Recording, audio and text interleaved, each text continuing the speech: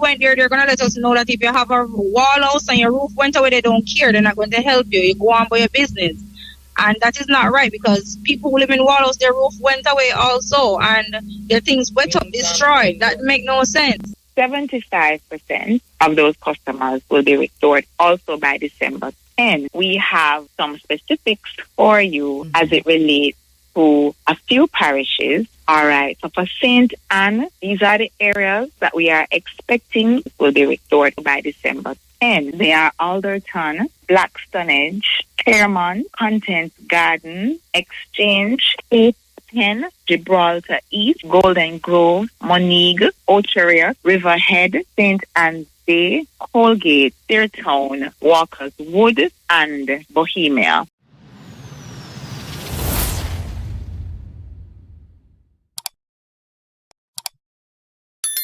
And online right now, Media and Public Relations Manager at JPS, our sister Audrey Williams. How are you doing, Audrey? Morning. Hello. Good morning, Sister Kabu. How you do? I am well. If you two are well, how are things with you and the JPS? Well, we are pulling out all the stops.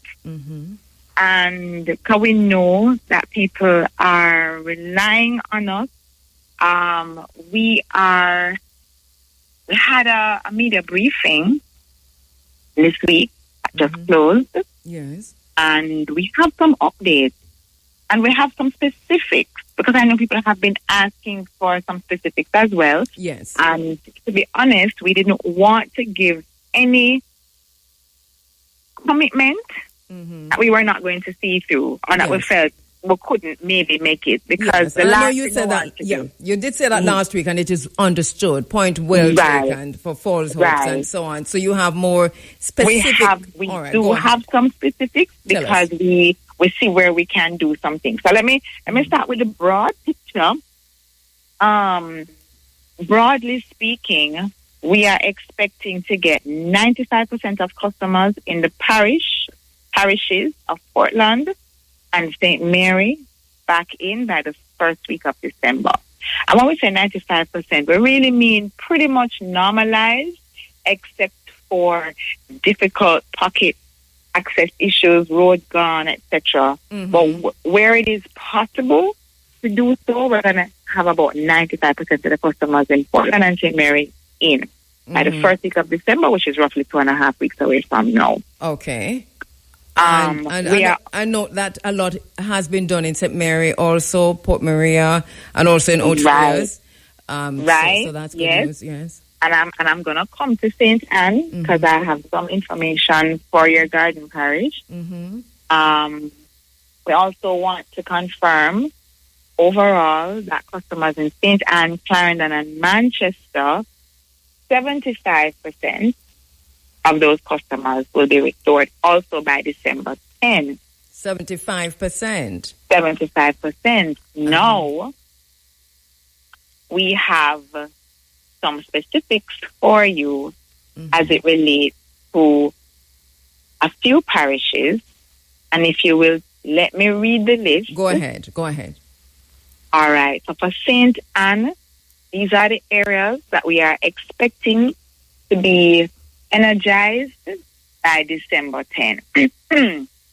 They are Alderton, Blackstonage, Claremont, Content Garden, Exchange, 810, Gibraltar East, Golden Grove, Monigue, Ocheria. I know there are sections in, but all Ocheria, Riverhead, St. Anne's Bay, Colgate, Deertown, Walker's Wood, and Bohemia.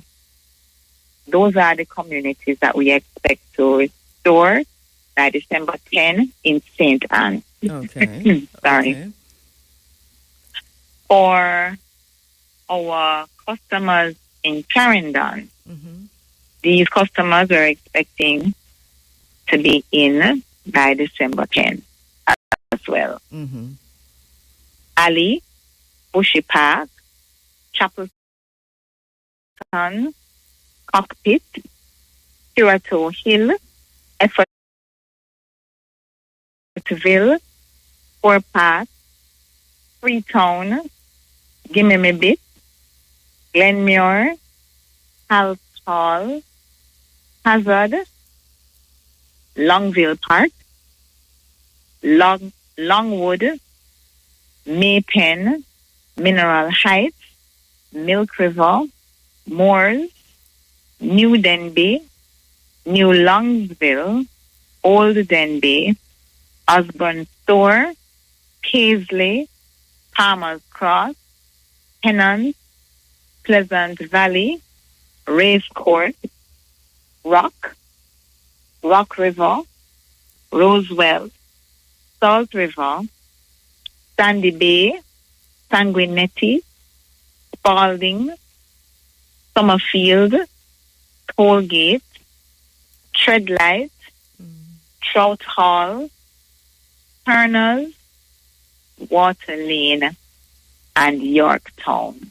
Those are for Clarendon. By December 10. Wow, it's a lot of Clarendon that's out. Yes. Wow. Yes. Yeah.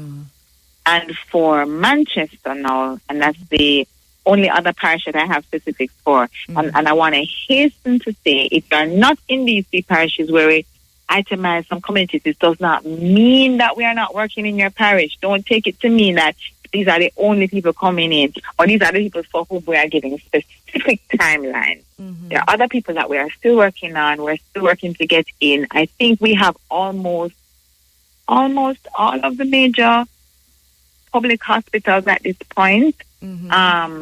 Obviously, we wouldn't have like Black River Hospital and Savlamar Hospital, Lucy, for obvious reasons. Right. But in terms of essential services, etc., we're still working on those. We're still working on large commercial centers, and I'll talk about that in a minute. But if you don't hear your community, don't feel like, oh, well, these are the only places they're working. It's not. I'm going to now list the Manchester communities, which are the last set that I have specific communities for. Go ahead. And so Manchester by December 10, these communities by December 10.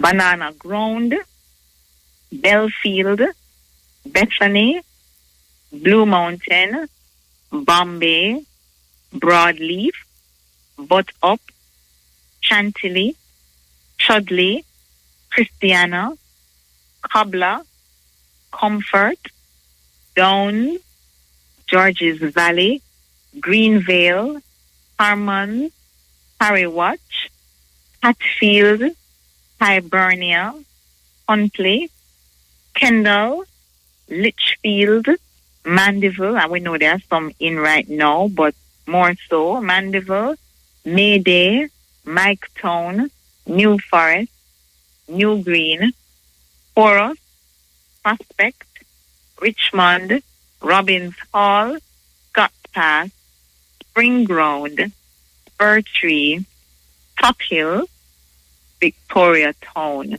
and Walderston. These are your Manchester communities by December 10.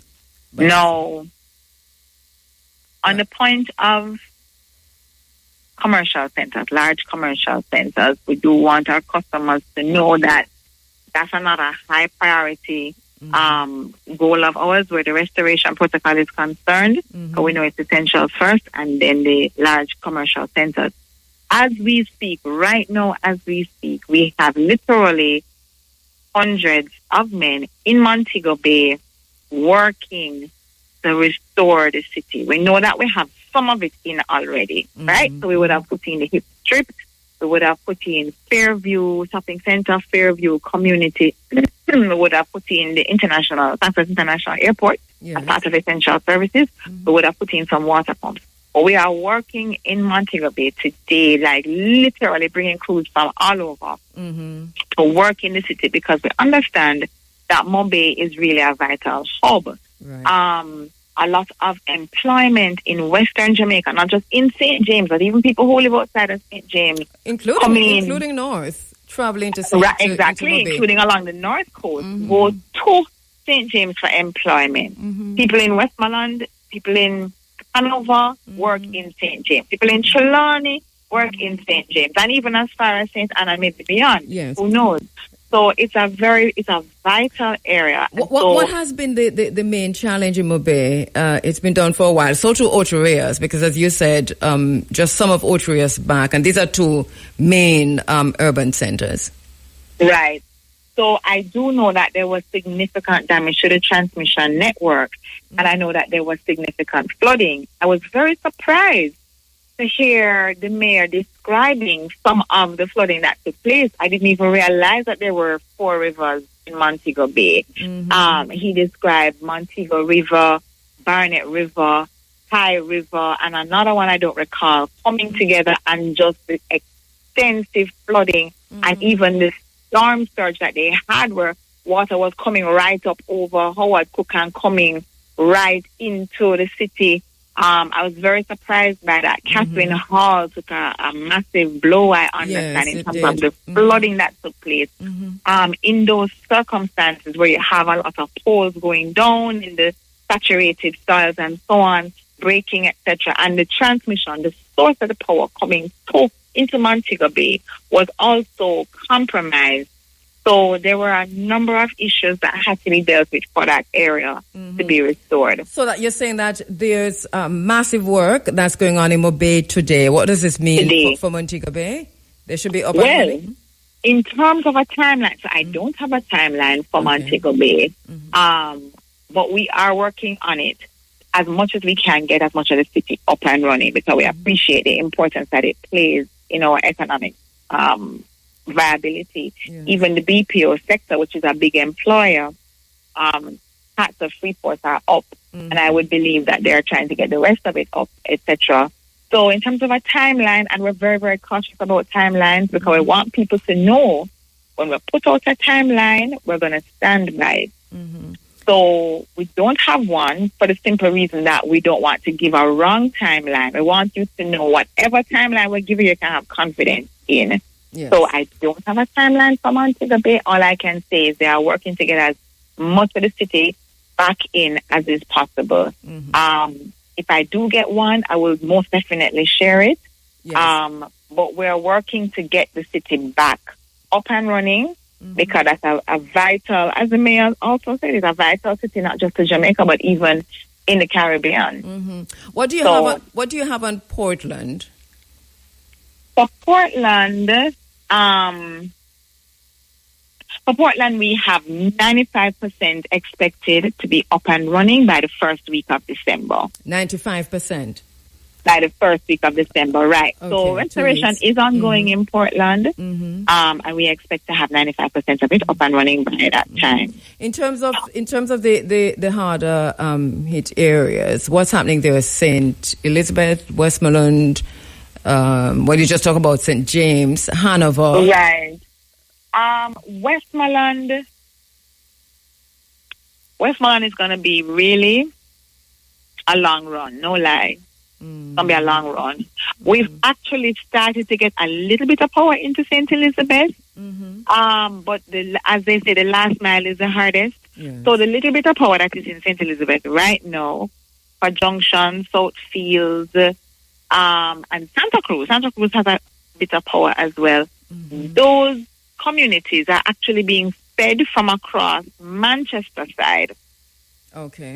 With a little creativity, put it that way. But there are limitations to that, because there are limitations as to how many customers we can actually put on that line coming from Manchester. On the backside, go ahead. Right. What we want to say to customers, however, in some of these really hard hit areas, there are some things that you will need to do on your end to enable you to receive power safely. So, persons who experience severe flooding, you're going to need to get your licensed electrician to come and inspect your wiring. In fact, if you had severe flooding, it is likely that the government electrical regulator will require you to be recertified. Recertification is something that takes place where there is severe flooding, where there is a fire. If you've had to do significant work on your structure, even if you've added on, which is not the context here, but just to put that out as well, if you've added on, you have to get your new part recertified. So If it is that you have had flooding to the point where you have had to leave your home, you will need recertification. If you've had very high winds, come and get your electrician, your licensed electrician, to check things like your pothead, which might have been disturbed. The service wire might have been disturbed. So you're going to need to do some things on your end. And that is critical because it's something that we didn't think of with my mom, and as you know, and she, I think she's still without electricity, being the only one in the community, and it's interesting because that is something that we wouldn't have thought to check, you know. So just to say to everyone, the high winds, check, make sure everything is, or get somebody in to check, because obviously we can't do these checks ourselves. Right, you will need your licensed electrician. But that's so critical. But I hear you saying that if you had heavy flooding, you're going to need to be recertified. What is that process? Do you have to go somewhere to do this, or?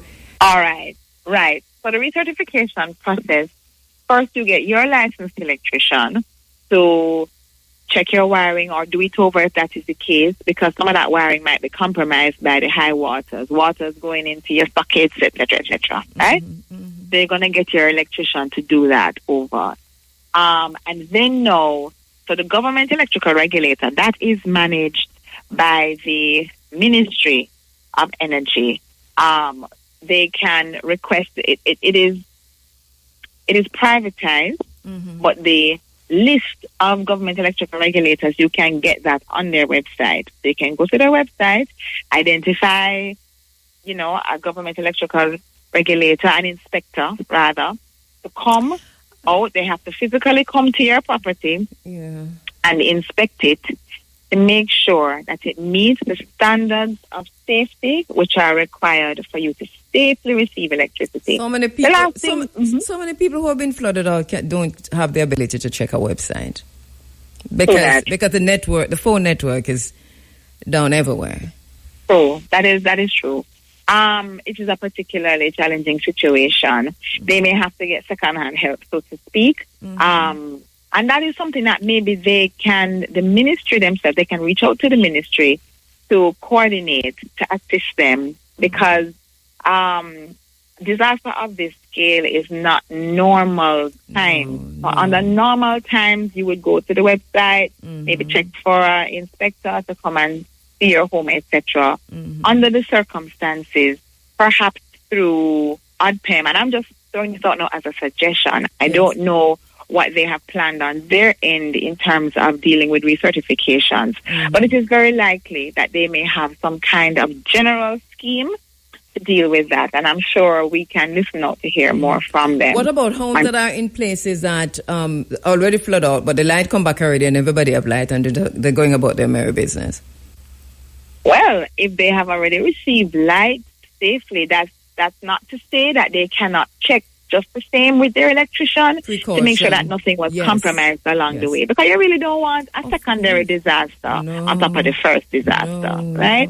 So even if you've got backlight, if you knew that you left your house in waist-high water, right, you do want to be checking. It takes a while to dry out fully. Things can get disturbed, waterlogged, damaged along the way, right? Mold, all kind of something can happen.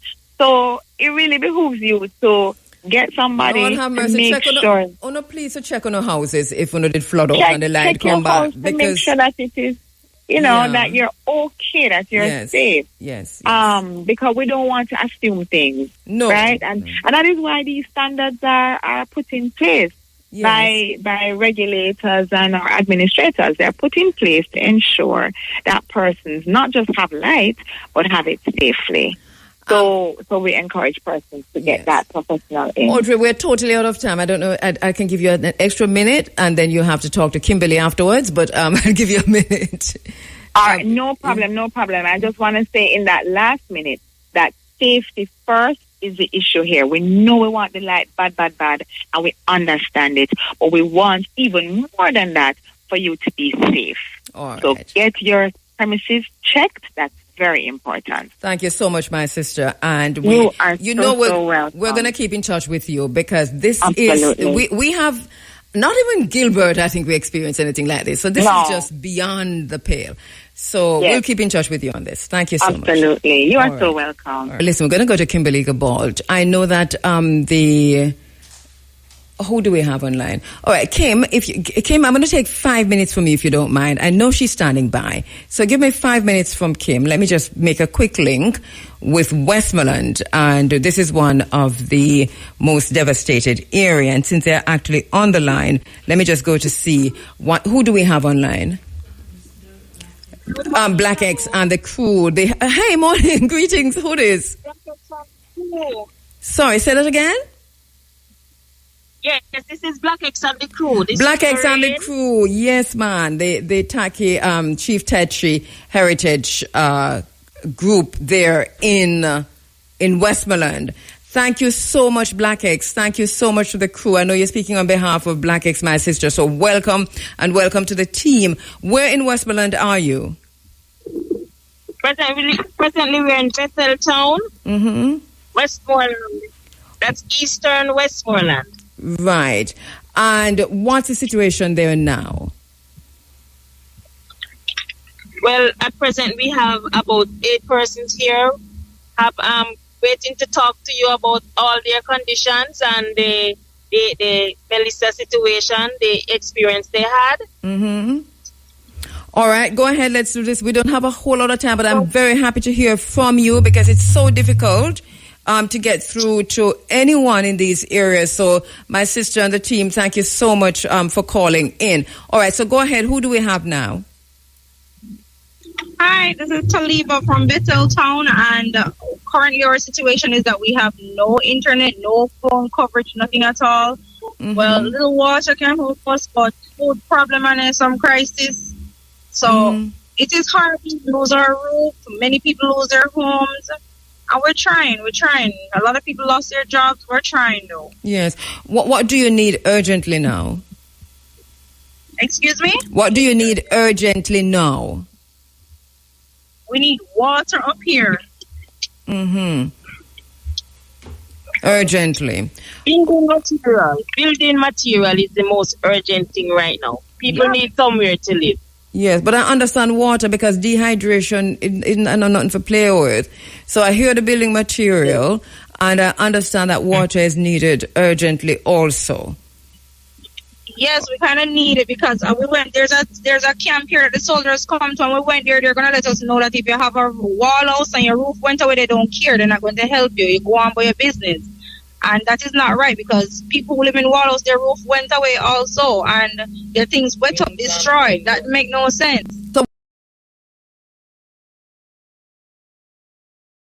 where are they and how do you sleep? I mean, for those who are told this, that if you have wall house and your roof gone, you're up on your own, what do you do? That's what they said to us. They said we should find a way out. We must find our own way out. They have none for help. Even though they got the things to assist us, they're going to let us know. We went to get tarpaulin to put over our roof, and they're going to let us know that if you have a wall house, go on with your business, they're not going to help us. They're not helping. Only people who live in a board house and lose their board house, so they can't help us. So what are we supposed to do? If the wall house roof is gone, we're going to get wet. So if you can't give us a tarpaulin to help, then why are you going to tell us they're not going to give it to us? We must go on with business. This is serious. Is it that? Oh, I don't even know what to say. This is maddening, though. So what? All right. Let me hear from everyone. Go ahead. Okay. Hi. Good morning. Morning, my brother. How you doing? Okay. My name is Henry. My roof, just my roof. My house is gone, and I need. We need help. But the thing I'm asking, ma'am, is it possible that you could come this side so the village people and myself or not, we can have more time to show you and talk? Yes. They would help a lot. I mean, it would be really, really appreciated.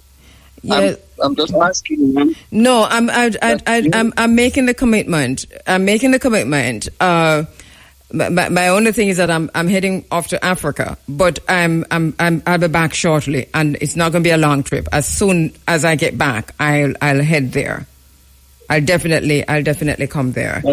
I don't think I can get there before, but I know that Roger will be back, and I'm going to ask my sister Amber, DJ Amber, to also come by. I know she's been back and forth. DJ Sunshine, I know, is also leading the 1-1 Cocoa Relief Drive, and I think they're going to be heading out shortly. So I'll also say this to Sunshine. All right. Okay, ma'am. And the Wonderful. team. Yes, and the team. Rockets on the team. All right? Yes. Yes, good. Thank you very much. I am concerned about the the homelessness. Because this seems urgent to me. Like where do you live now? Well, I'm staying with my brother right now. Okay, what about the sister who just spoke to me? And your brother's house is all together? Yes, they didn't lose anything. All right, the sister Taliba who just spoke to me just now. She with the roof that's gone. Yeah. Where are you staying? Are you okay?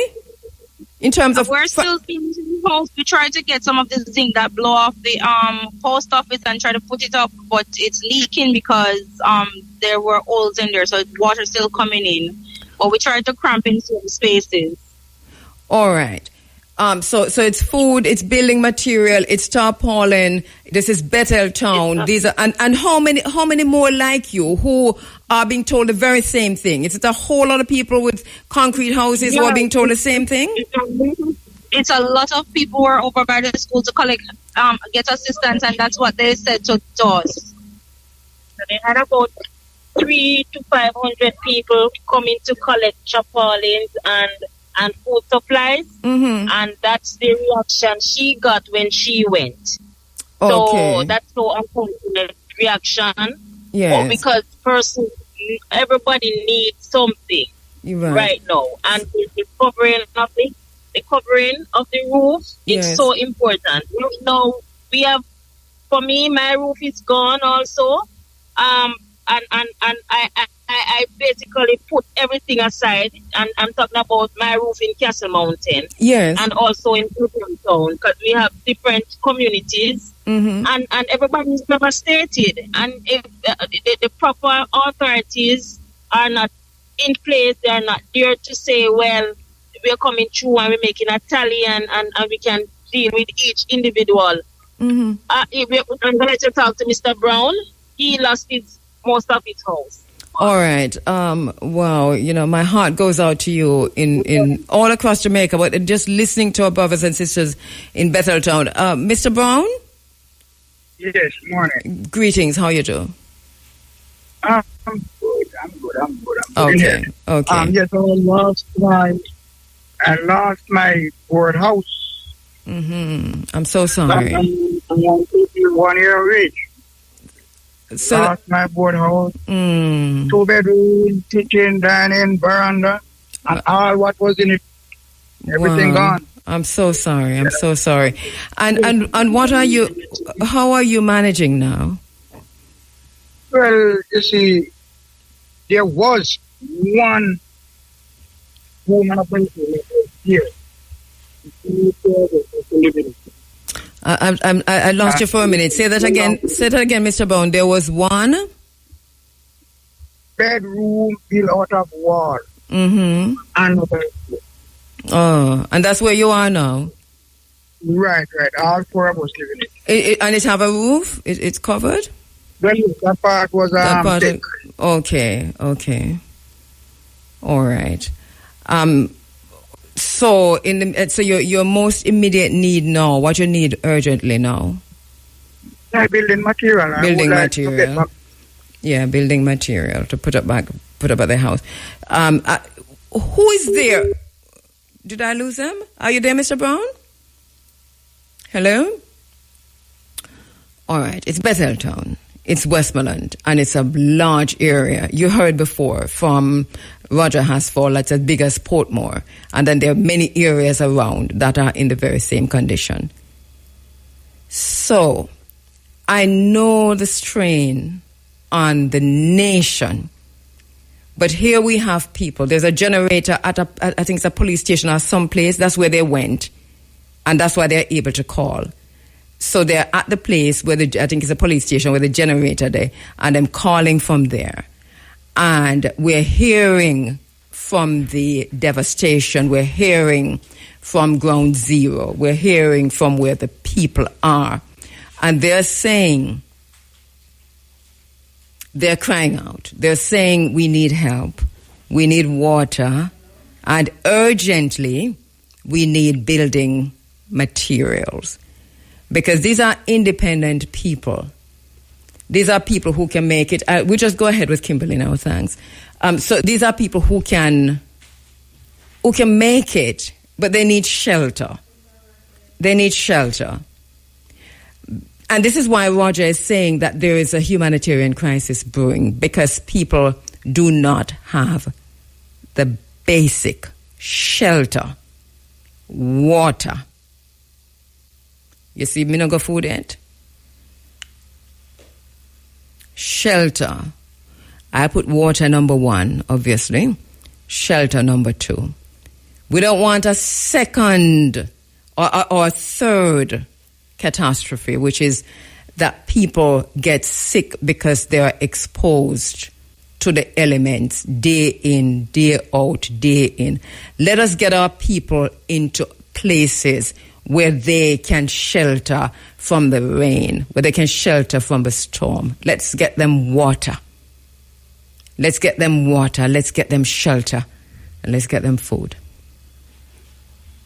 This is happening across Jamaica. It's not just Bethel Town. We're hearing stories that will knock your socks off. And Roger said last week I couldn't say everything on the air. I'm in that position now. Do we have Kimberly? Oh, let me just go to the phone lines. Kimberly Gabold is an international lover of humanity. She holds a Master of Divinity from the Union Theological Seminary in the city of New York with a concentration in theology and the arts, and she's a candidate for her master's degree in public theology. Her social justice advocacy is focused on domestic violence and sexual assault survivors and victims, incarcerated individuals and their families, and education advocacy. She hosts a monthly gathering of black women. That is a global community of black women catering well-being individually and in community. She's lived in Jamaica for 10 years.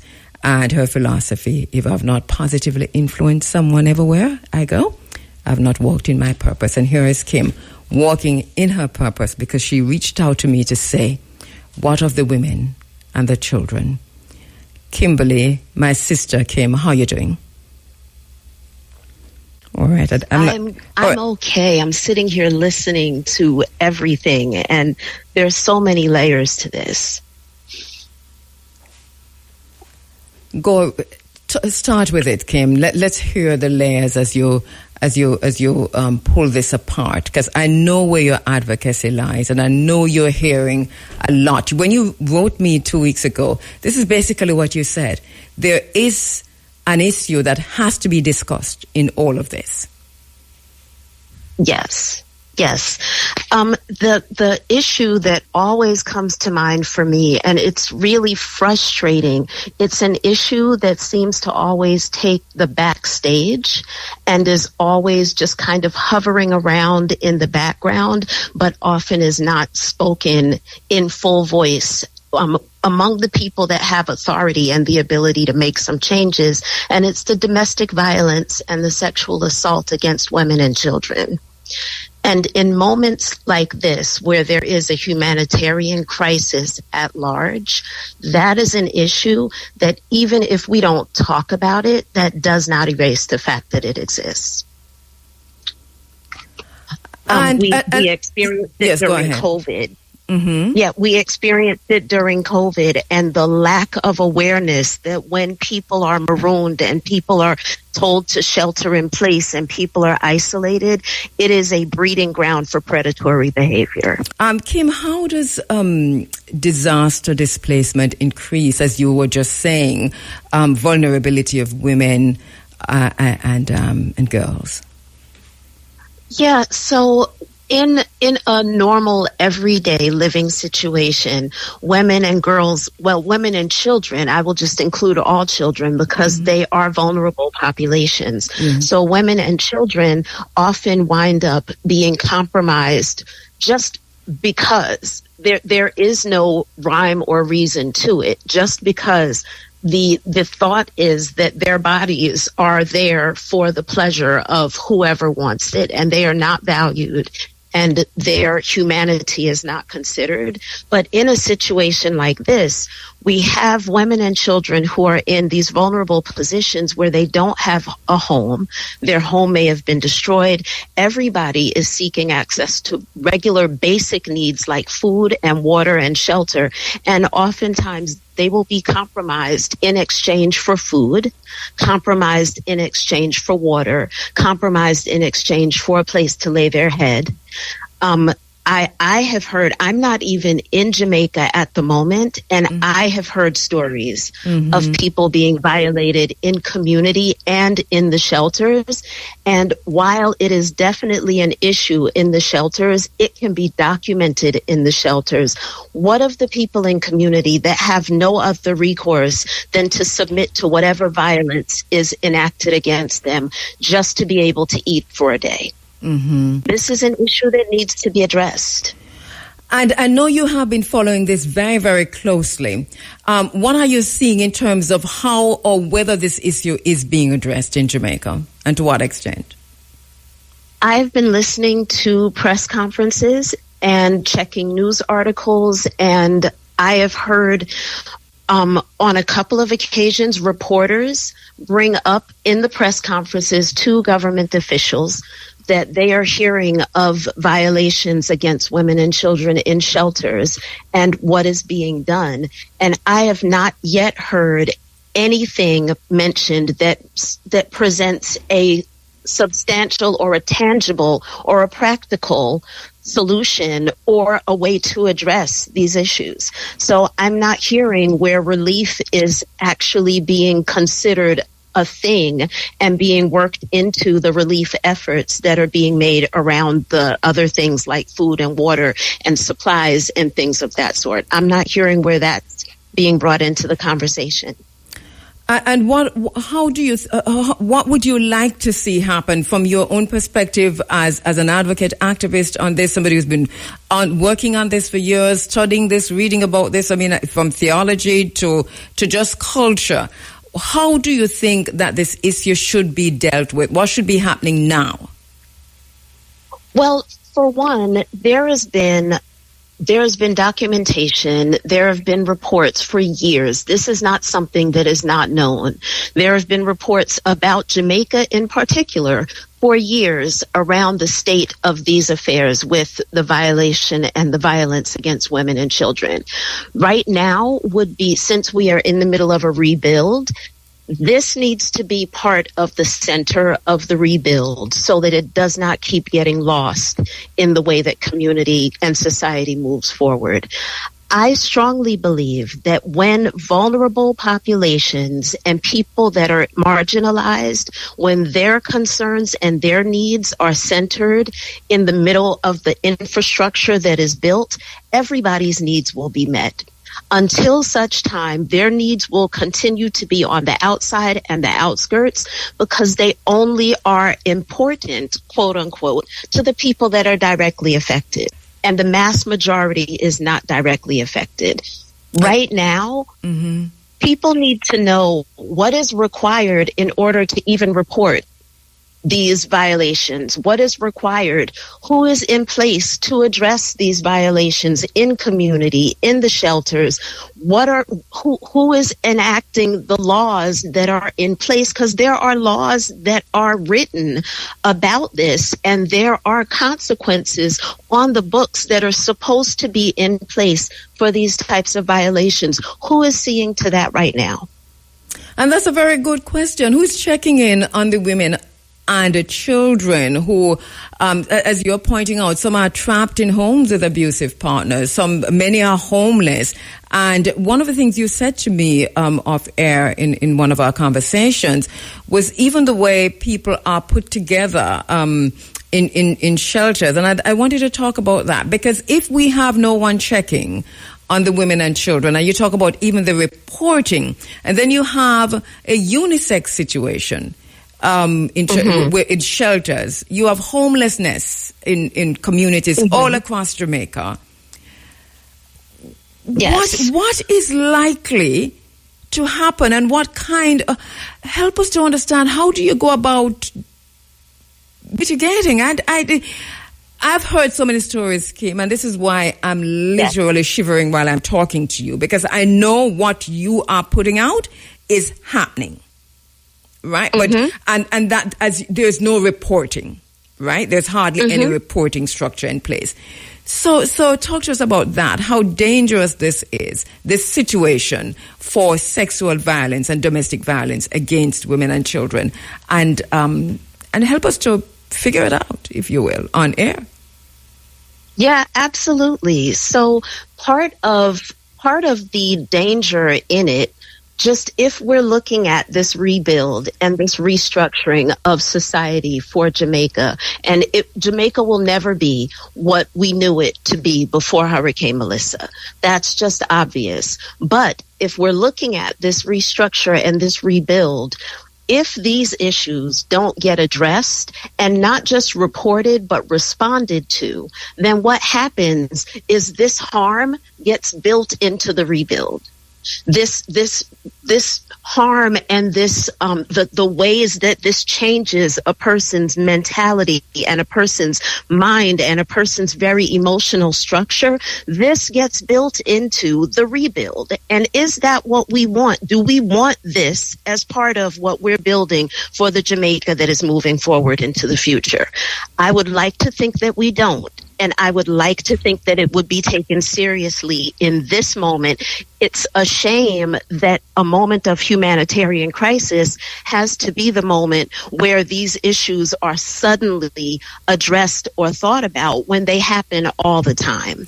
And you were on during COVID, right? And we had this conversation during COVID. And then a domestic violence line was put in that I checked many times. It took quite a while before it worked. And then it started working. We've had a conversation. We've heard from the Minister of Gender, Olivia Babs-Grange, since that time to say this line is working pretty well and people are reporting into the line.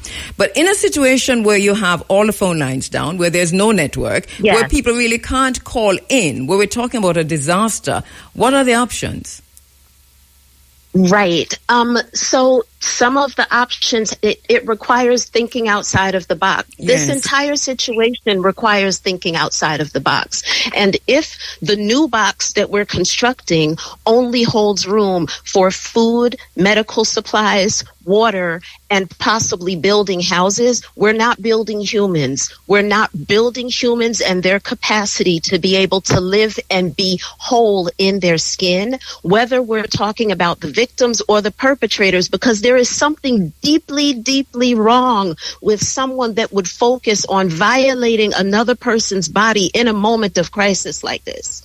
You don't have anything else on your mind and in your spirit, going to find some food, find some water, figure out a way to move forward. This is what you focus on. There's something deeply emotionally wrong and destabilized. And let's underscore this to our listeners, because they might think we're pulling this out of the air because there is hardly any reporting on this on the ground. Let us underscore that we're getting people calling in, people reporting, people writing in to me personally to say there has been a vicious rape here. There's been a rape of an underage girl, a young girl, a minor, by multiple men in a shelter. There's been a rape here of a woman who's just looking water for her family. So we have this happening. So our listeners understand what we're talking about in this whole thing. Well, speak because we have a ministry of gender, which is also a ministry, interestingly, of entertainment. These two things really do not go hand in hand. The minister is distracted by the entertainment, but the gender is over here, and that is a responsibility. But what also from the ground up? Let us talk to the activists and also to the structure, the system that should be in place. Speak to them directly for me, Kimberly. Yes, and it's funny how, yes, it's the Ministry of Gender and Entertainment is a part of that ministry as well. And while they don't holistically go hand in hand, they do go hand in hand in the way society has constructed them. Because these women's and children's bodies are the entertainment of people who are maladapted and who have these destabilized emotional constructs. So it's, and I don't think that was the intention in putting together that structure, but that is what has come of it. And it needs to probably be separated. There needs to be a more gender informed body that is working on the gender piece and possibly a separation of the two so that they are not conflated the way that they are now, because entertainment always takes top priority. So what needs to happen is there need to be some solid processes put in place so that when reporting does happen, then one, the reporting is taken seriously.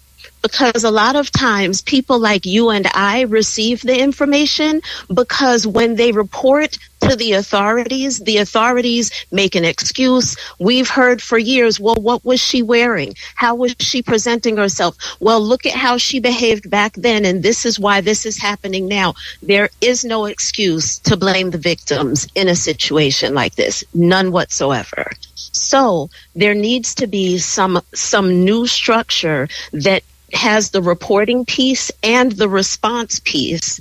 And there needs to be some rebuilding of trust so that people know that when I report, I'm going to be taken seriously. And in being taken seriously, there will be a response that will speak directly to the need that I have in the wake of this having happened. Because we need the response to include the rape kits. If they are available, we need rape kits so that those can be done if that's what the victim wants. We need for the laws that are on the books to actually be enacted and acted upon so that violent crimes of this sort will get the punishment that the laws have said. That the laws are there. Why are they not being sought out and actually enacted in these situations? There are women, I heard of one woman who had been violated so violently with her children that she is apprehensive of receiving help and relief from anybody else for fear that they're going to do the same. This cannot continue. It cannot. And it cannot be ignored. It is a very serious issue, and I'm so sorry that we're out of time. But just to underscore that how serious this is, because if I'm probably to say to Minister Grange, I'm not sure the full of what you're doing, and you might be doing something. So let us hear what's happening, but let us hear you talk directly also publicly to the nation, to the women and to the children who are listening, who will know what to do, right? Because majority cannot call a GBV line. That is out because the network is down. The network is down. I mean, I'm in an area that wasn't so badly hit, and my network is still down. So I know in those areas where people are in shelters and in the communities and so on, they are not able to make these calls. So what then? What is available? Is a question to the minister. But what can we do as women on the ground and people who care regardless of where women or men, but people who care. What can be done? Because a lot of people are going out with just what you said, the water, the food, the building materials, and so on. Mm-hmm. But the human being is probably overlooked, especially when it comes to domestic violence and sexual violence. What can we do? We need to become human beings that are humans doing. And what that looks like is in spaces where something is happening. If a violation is happening in a shelter, that is not a vacuum. There are other people there. These shelters are packed out. There are people in the shelters. If you see something, say something. Do not allow these kinds of violations to occur. Make sure that women and children are protected, that they are in spaces where they are protected and they are being monitored and watched. The children should not be left alone at any time for any type of violation or harm to come to them. And it would be great if shelters could be, in this moment, if they would not be unisex, if they could be men's shelters and shelters for women and children, so that people are more protected. And in the nuanced cases where it is a man that has their children, a space is made available to them as well. We cannot work within these old-fashioned socialized boxes that we have been using, and we cannot act as if conflating these situations with other things is going to be the answer. This is a situation that it deserves its own space and its own time, and we all have to be able and willing to say we will not allow a violation against another human being. My sister, thank you so much, as usual. You have thank you. Reset the relief and the response, late as it is, but never too late, to Hurricane Melissa. I am here. Yeah. I am here and available. I am more than willing to come to the table and sit with some people. If you don't know how to fix this, sit with some people who know, who have some ideas, not just the people that have power and titles, but everyday people who have experienced this, people who have a heart for this, people who have some ideas to help you work outside of the box. We can fix this, but you need the right people at the table. It cannot be closed conversations. Thank you so much, my sister, Kimberly Gabold. Thank you, as usual. Thank you. Such a vexing situation, but we have to face it. The challenges are many, but this is one that we have to face head on. Go to the phone lines to speak with my next guest, Dwayne Berbick, who is the Assistant General Manager, Corporate Communications and Public Affairs at the NHT. So we're standing by for Dwayne Berbick. And I know you're an old media man, so you understand. So welcome. Pleasant morning, and thanks so much for having me. And a pleasant morning to your listeners. All right, thank you so much. The NHT has announced, through the Prime Minister, first of all, and I know I've heard from the NHT since that, Hurricane Melissa relief measures. What are those measures? Well, we have a few of them I'll be happy to tell you about.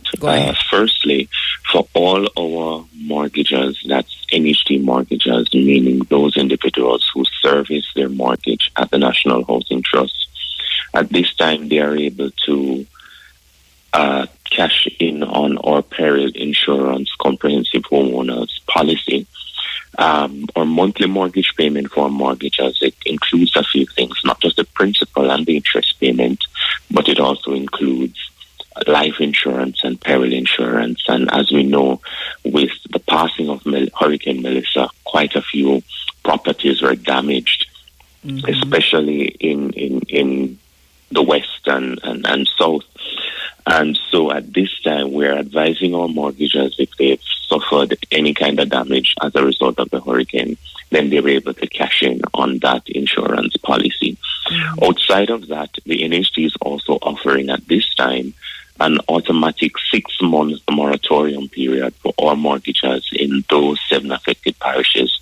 And by that I mean Manchester, St. Elizabeth, Westmoreland, Hanover, St. James, Trelawney, and St. Anne.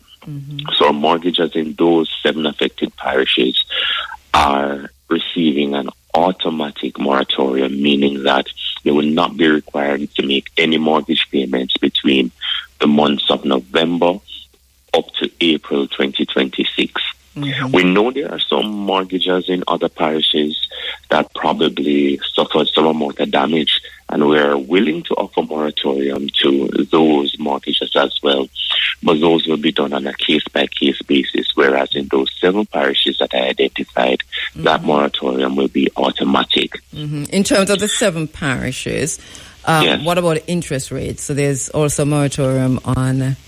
Yes, we're doing a moratorium on the entire monthly mortgage payments. So the interest as well as the insurance arrangements that they would be required to pay on a monthly basis. Right. And the case by case, what does that mean?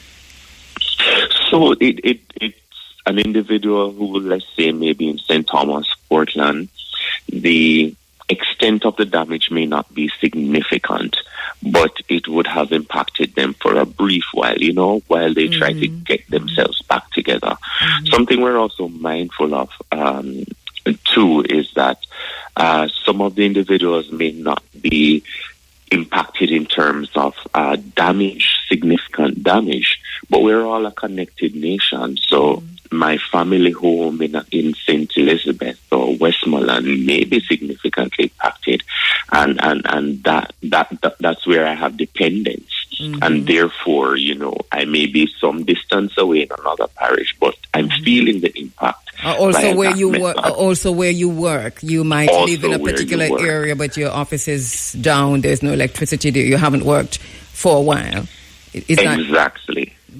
So in those other scenarios where it's not a direct impact on your property, we're willing to consider moratoria for individuals as well. And what should that individual do?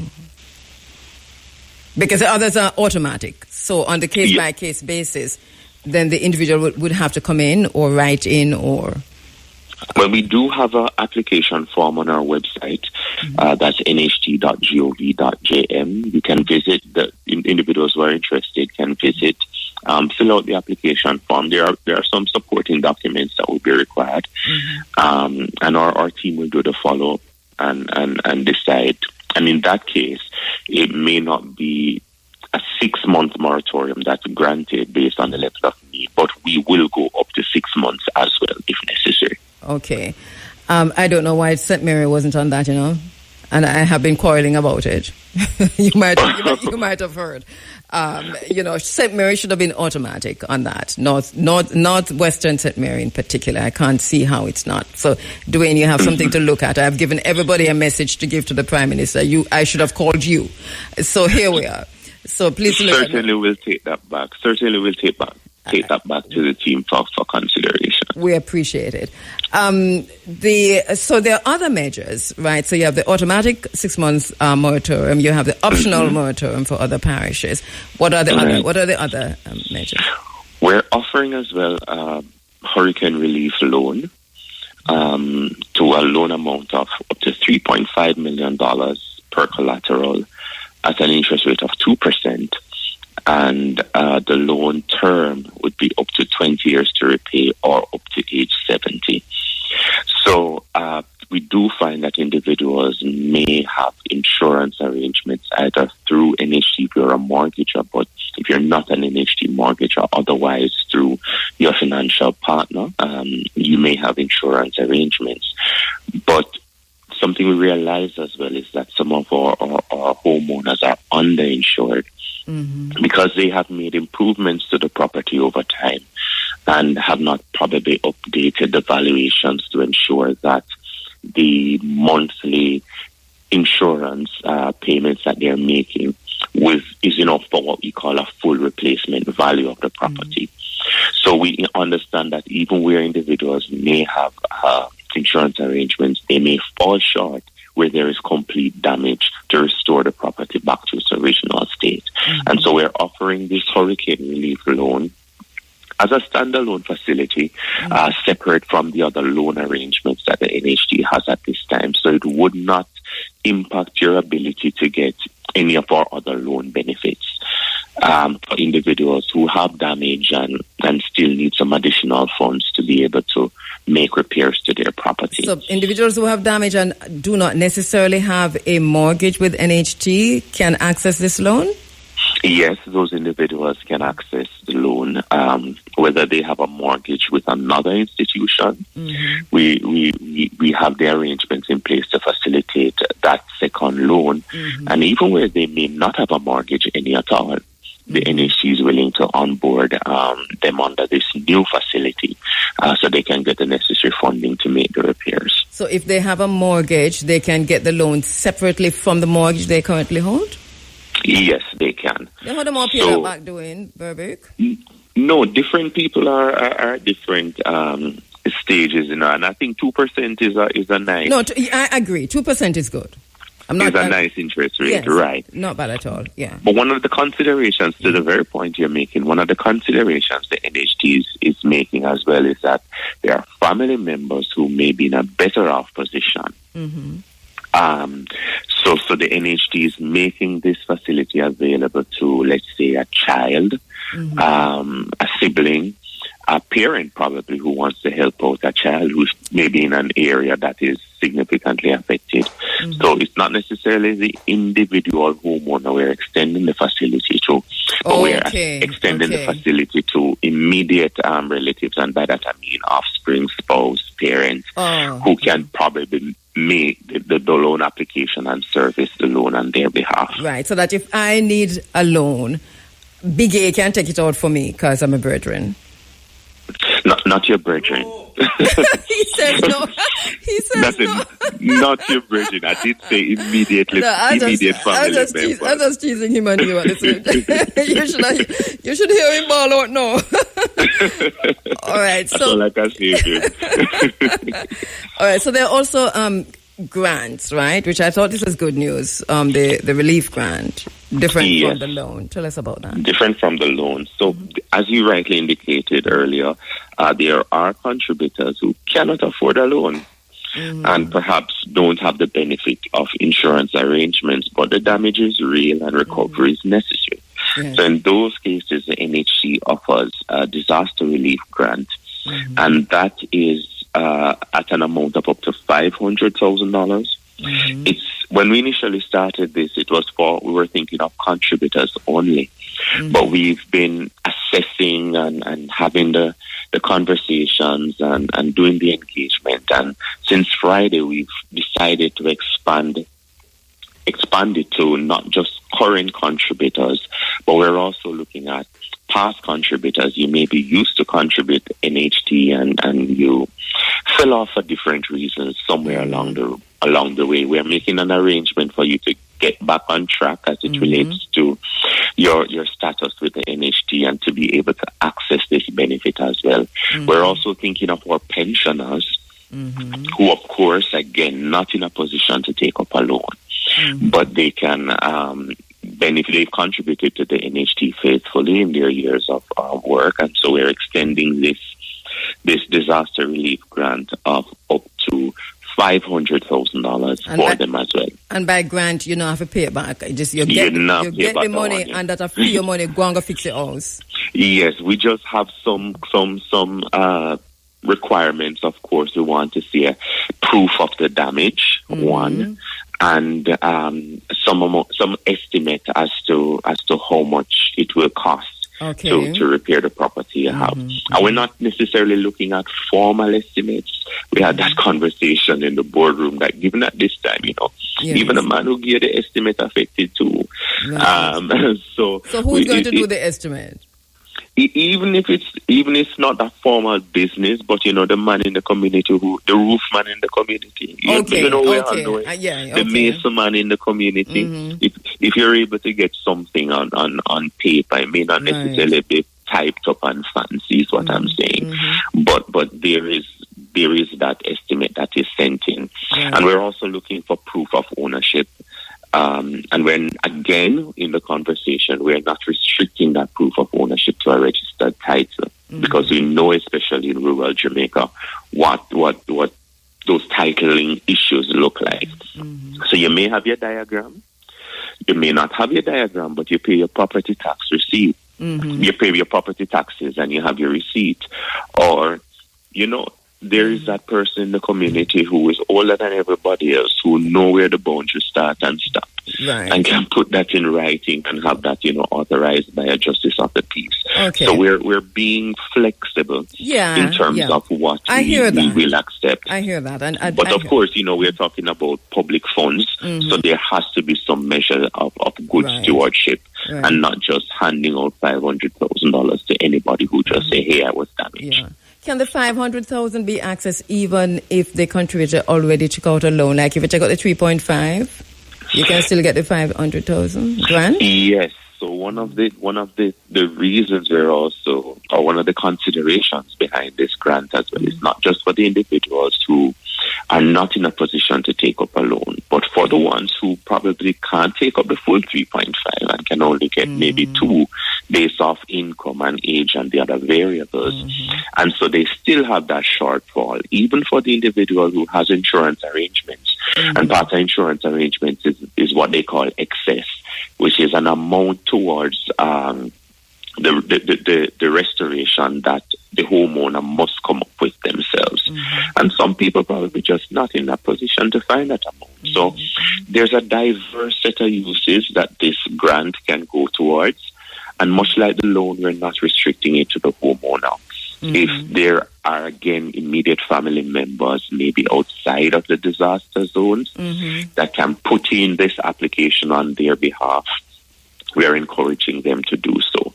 And much like the moratorium and the relief loan, the application form is on the NHT's website, along with, the checklist of documents you'll be required to submit.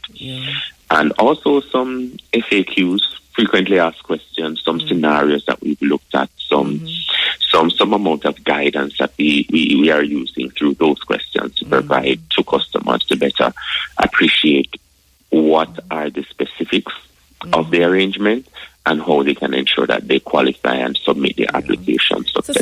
So let me just ask you a final question. Somebody who's overseas or, you said family members, right? Not friends. Family members can take out the loan on behalf of families, right?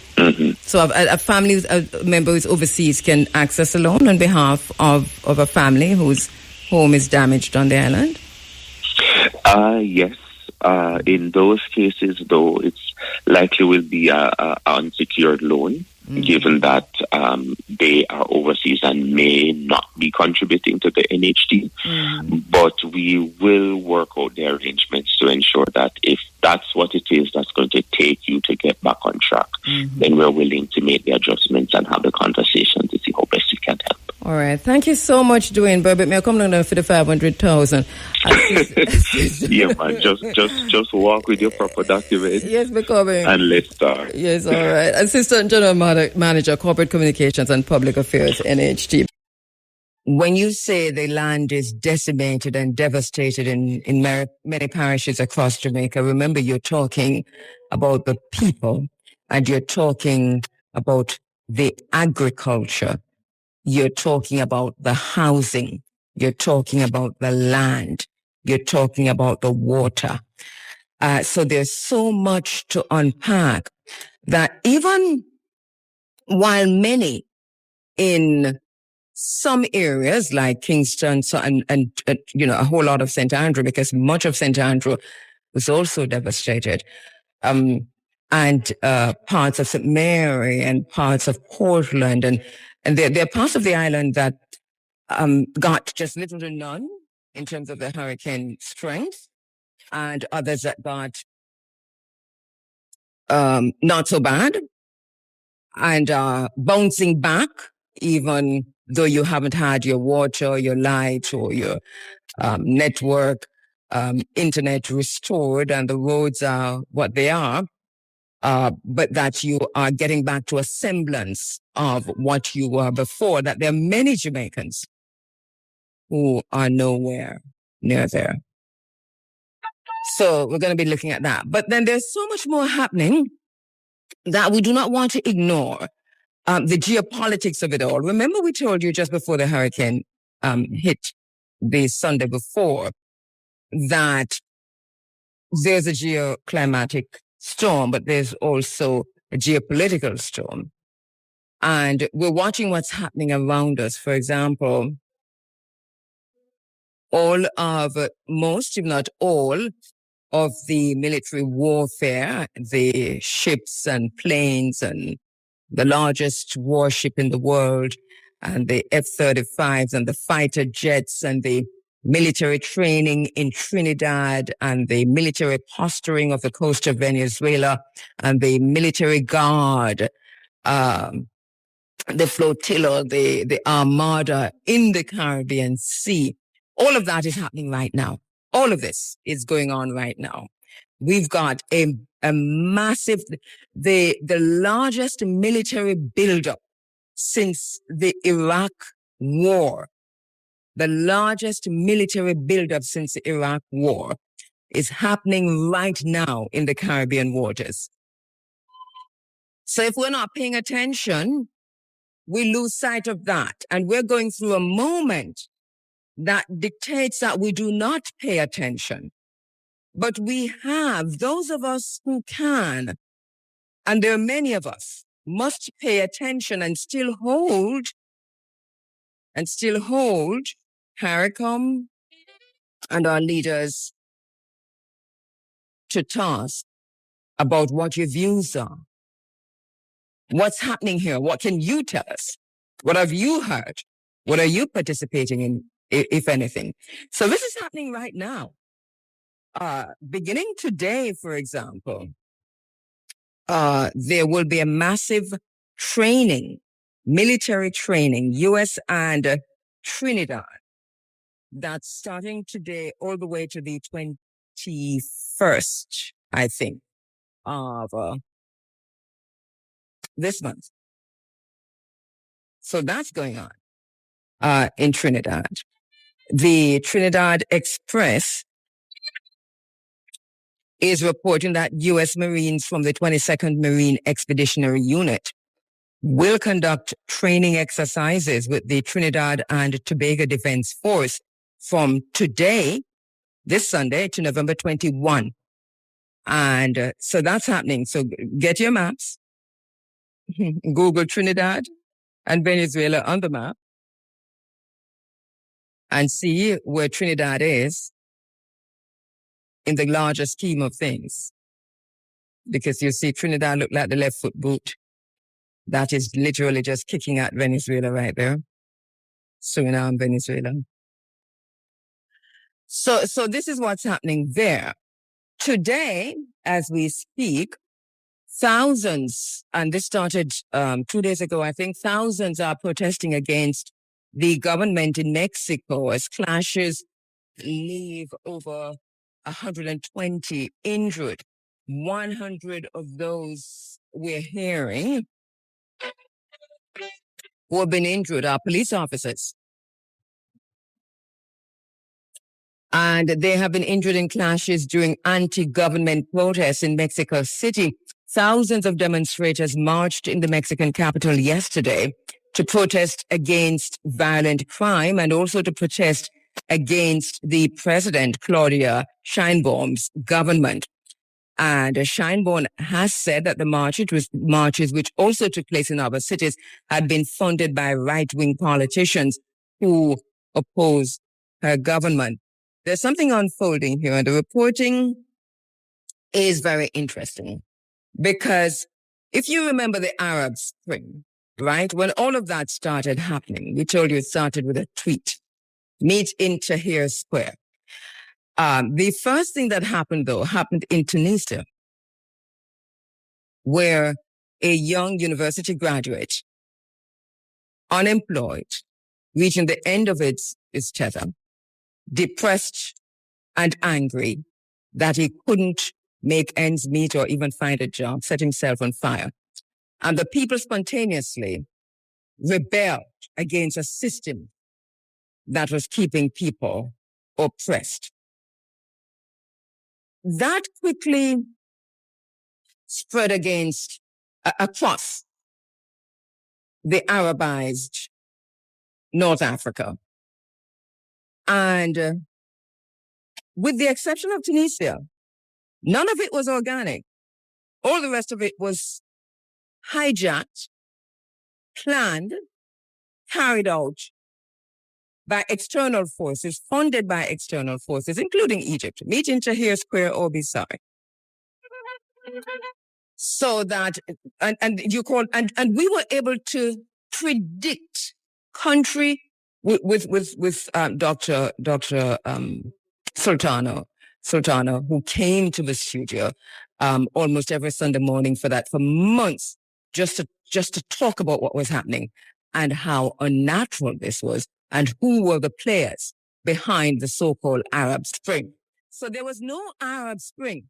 There was an uprising in Tunisia that was hijacked and replicated across North Africa by foreign forces. There was nothing called no Arab Spring. Now we see a similar thing, I think, playing out in Mexico, because Google again, Mexico, the United States, and Venezuela on the map. The Monroe Doctrine is in play in the region here. Manifest Destiny. You're going to have to look up these things. And here we find ourselves. While the largest military contingent armada war machine, warships, nuclear-powered submarines, fighter jets, over 10,000, probably going to 20,000 now, because we saw there were 10,000 soldiers, U.S. soldiers in the Caribbean then. 4,500 came on the USS General Ford. We don't know how many is on the USS Gravely. We don't know how many is on I'll give you the names of the other ships, and the nuclear submarine. So there are thousands of U.S.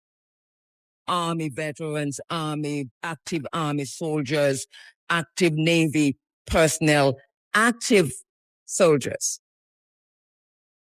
on some of the largest and most powerful.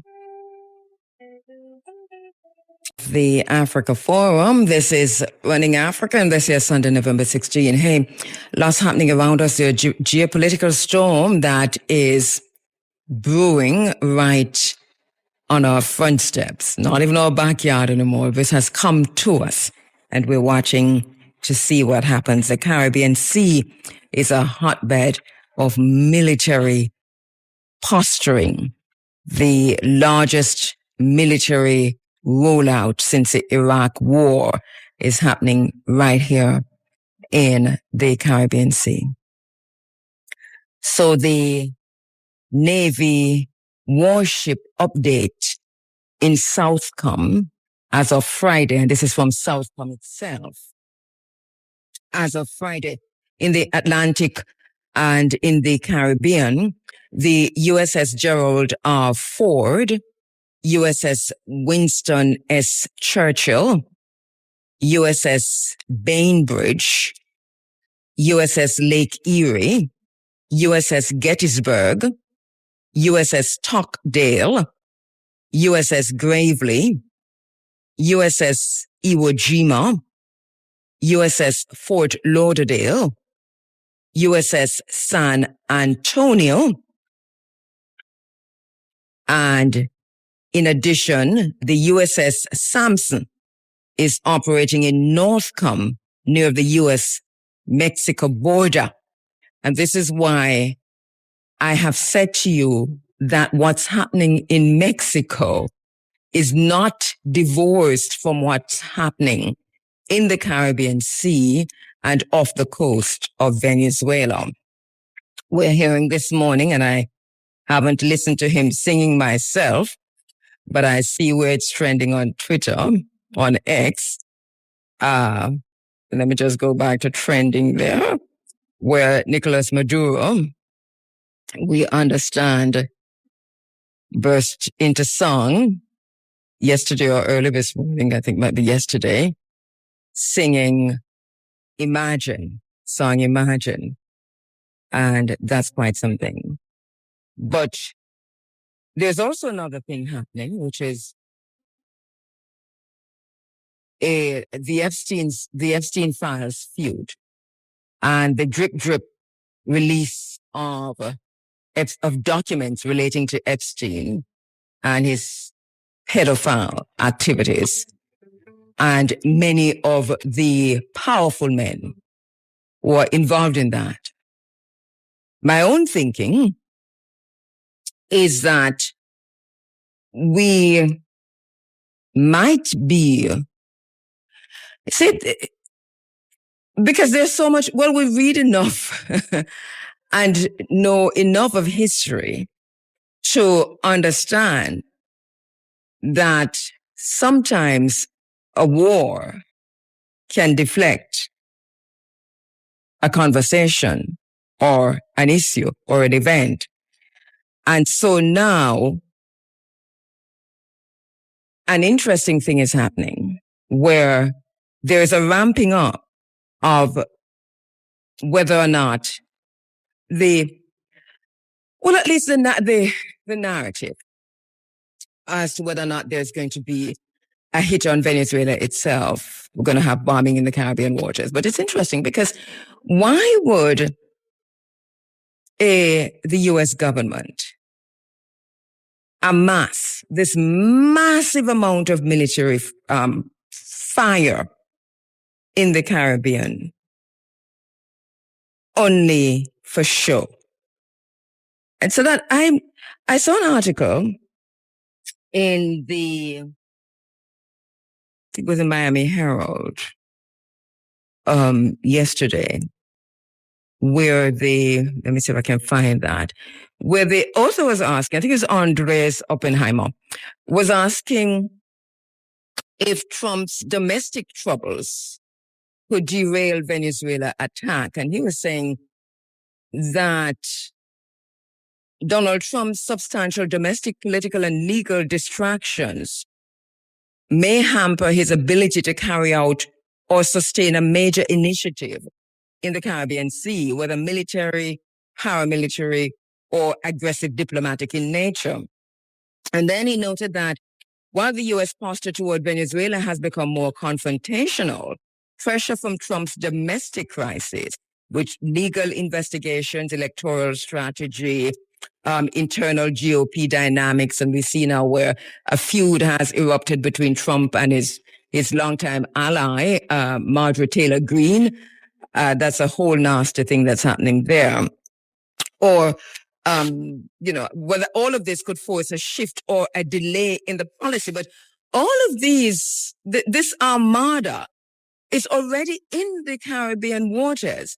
And Oppenheimer is highlighting that Venezuela's government and regional actors are aware of a U.S. internal chaos and may exploit this as a window of opportunity, reducing the credibility or the leverage of the U.S. threats. But I still say that the armada is there. And this is very interesting. So he's concluding that many foreign policy watchers should not assume that Trump's aggressive posture in the Caribbean waters means imminent action, that his own instability may delay, derail, or reshape the mission. Well, let's see. Let's see. He was asked, Trump, going on a plane just at the same day, I think. And he was very vague about, what the plan was. But at the same time, we're saying that just looking at the Southcom operational details and, how they are posturing, that's a whole other story. All right. So what do we know about Southcom? Southcom has an area of responsibility, 31 countries and 16 dependencies and territories. This is the United States Southern Command. We have done if you've been here for a while, we went through Southcom, Northcom, AFRICOM, CBSI, CBI. We went through all of that. But let me just quickly tell you a little bit more about Southcom, because Southcom now is the one that we're concerned with, right? Well, AFRICOM still, because we see what's happening in Mali. We see what's happening in the AES. We're watching what's happening on the continent of Africa. But we're also watching what's happening on our doorstep right here. Even while we reel from a very interesting hurricane. And I know, a Category 5 that devastated the island. Anyway, so 31 countries and 16 dependencies or territories, the land mass of Central and South America, the Caribbean Sea, portions of the Atlantic Ocean and the Pacific Ocean. This is where Southcom, the United States Southern Command, is operating. In other words, we're looking at the Manifest Destiny. We're looking at the Monroe Doctrine. We're looking at, areas of interest. We're looking at the Cold War between America and China. We're looking at NATO. This is what we're looking at right now. So countries in Southcom areas of responsibility. I'm going to read out the country. Let me do that quick. Antigua and Barbuda, the Bahamas, Barbados, Cuba, Dominica, Dominican Republic, Grenada, Haiti, Jamaica, St. Kitts and Nevis, St. Lucia, St. Vincent and the Grenadines, Trinidad and Tobago, Puerto Rico, U.S. Virgin Islands, British Virgin Islands, Cayman Islands, Turks and Caicos Islands, Montserrat, Anguilla, Aruba, Curacao, St. Martin, Bonaire, Saba, and St. Eustatius, which are Netherlands special municipalities, if you recall, Guadeloupe, Martinique, St. Bartholomew, and St. Martin. So it's a St. Martin and St. Martin, all right? Belize, Costa Rica, El Salvador, Guatemala, Honduras, Nicaragua, Panama, Argentina, Bolivia, Brazil, Chile, Colombia, Ecuador, Guyana, Paraguay, Peru, Suriname, Uruguay, Venezuela. So in terms of the maritime and air domains, so that's all of the Caribbean and South America.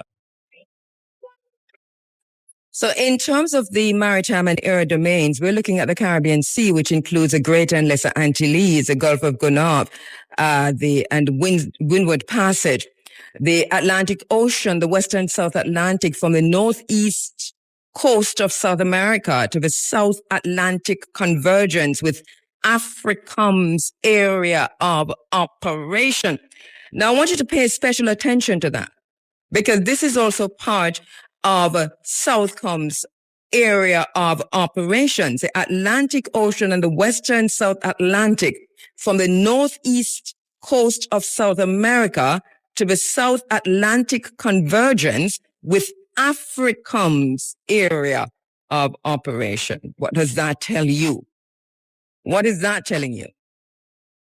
So we have the Pacific Ocean from Central American coast, Guatemala, El Salvador, Costa Rica, Panama, down to Chile. We've got the Gulf of Mexico, partially coordinated with Northcom. So here we go all the way back now. Shared operational overlap for maritime security and any kinds of activities. So you have the Gulf of Mexico going all the way back to Northcom. So Southcom meeting up on Northcom towards Mexico. Southcom meeting up on AFRICOM in the Atlantic. And for the lakes and inland waters, including Lake Maracaibo in Venezuela, Lake Titicaca in Peru, Bolivia, and other strategic waterways. And there's a Panama Canal Zone, the strategic transit area under special bilateral security arrangements. Of course, we could talk about other things, but let's leave it there. But so we have U.S. Northern Command, which is Northcom, boundary near Mexico's southern border. We have East U.S. Africa Command, which is AFRICOM, boundary across the mid-Atlantic. And we have U.S. Indo-Pacific Command, which is Indo-PACOM, which is boundary across the Pacific Ocean. And that's a tell. That's a tell. So Jamaica, of course, must pay special attention because the area of special command is right also in Jamaica, where the focus is on maritime interdiction, on intelligence sharing, on disaster response readiness, and so on.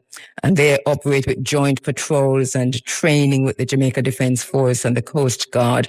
And they're a key logistics and coordination node for the Caribbean Basin Security Initiative. So that's a partnership. And all of the Caribbean countries, I mean, it's kind of similar. So the question then is, where do we go from here? KSR community. In the meantime, what is obvious is that all of these massive wartime ships and planes and soldiers, Navy and ground, are already here. They're already in the Caribbean. They're already in the Caribbean. And we can, and listen, I gave you the names of the ships. The thing to do is to now look at the countries individually, and then, sorry, not the countries, but the ships individually, and then because you have to do your research. For those of us who can, I know Jamaica is reeling. And believe me, I'm in an area where I am still, trying to adjust to just getting myself back, up and running. So I understand the challenge. And I understand the challenge that many in other areas, St. Elizabeth, Westmoreland, St. James, parts of St. Andrew, parts of St. Mary, St. Anne, St. Thomas, Clarendon, St. Catherine. We know that there are areas where you really can't do anything, but there are many of us who can do something. And media is up and running. Newspapers are being printed. Radio stations are up. Television stations are up. And while we focus on rebuilding Jamaica, what does rebuilding Jamaica mean if we are not focused also on what's happening on our doorsteps? Because that is war. So we're hearing all kinds of stuff about, what Maduro is doing and whether or not this whole operation is against Venezuela. I rubbished that a long time ago. I still maintain that. Okay, so Venezuela is a talking point. Venezuela is a scapegoat. But remember, at the same time that this is happening in the Caribbean, what is China doing? What is China doing? So America has sent the USS Gerald Ford into the Caribbean and South America, Latin America, that whole area. And China has sent its equivalent of the USS Gerald Ford into the South China Seas. Two of them. This is happening while we speak, right now. If you recall many years ago when we did years and years and years and years and years of programming on China in Africa, China in the Caribbean, and we went through China's white paper, remember that? That one of the things we looked at was what China said to the United States in the early 90s, which was, you've got all of your massive artillery, your weaponry, your warfare pointed at us. You're in the South China Seas. And you've got us, all of your guns are pointing on us, our allies, and our territories. And as long as you are here, we're going where you are, and we'll do the same. I'm not making that up. I read from the document. I played you at the time the news report coming out of China. Nothing has changed. So this is an ongoing Cold War situation that is not just about Venezuela, but it's opportune. And Miss Lady, who got the Nobel Peace Prize for War, is now telling everybody she's the opposition leader in Venezuela, now telling Venezuelans to betray their country, to put their arms down and betray their country. So do not fight. So this is the situation. what do we do? What can I say? It is urgent for us to pay attention. I don't know why we haven't heard more from CARICOM. CARICOM is headquartered in Jamaica, and I understand that there is a focus on getting Jamaica back on its feet. But what countries do, sovereign countries do, and regional leaders do, is that, we talked about triaging last week, but you delegate. And so someone should have a close eye on what's happening in the Caribbean waters. Find a 2 minutes, because we saw the Prime Minister with, what's his name? Ramesh. And that was good. Look, a conversation with Ramesh. Find 2 minutes with the CARICOM person, the team. Be briefed on that. Discuss what the response is, what you're going to send up, because you're leading CARICOM right now, and then put that out there. So there has to be that kind of leadership. And leadership has to move beyond authoritarian. It has to be leaderfulness, collaborative, and multifaceted, multidimensional. I know we're throwing words around, but leaderfulness is a thing. And when you have a situation like this is when you talk about leaderfulness. It can be done, So this is happening. This is the Armada is in the Caribbean Sea. If you check what's being reported across the world, because people are reporting on this, apart from us here, people are reporting on this. And what they're saying is that there's going to be most people, those who I trust actually, feel that there's going to be an attack. There's going to be an attack on Venezuela. A lot of people feel this way. So let's see what happens. Let's take a quick break. And do we have Roger online?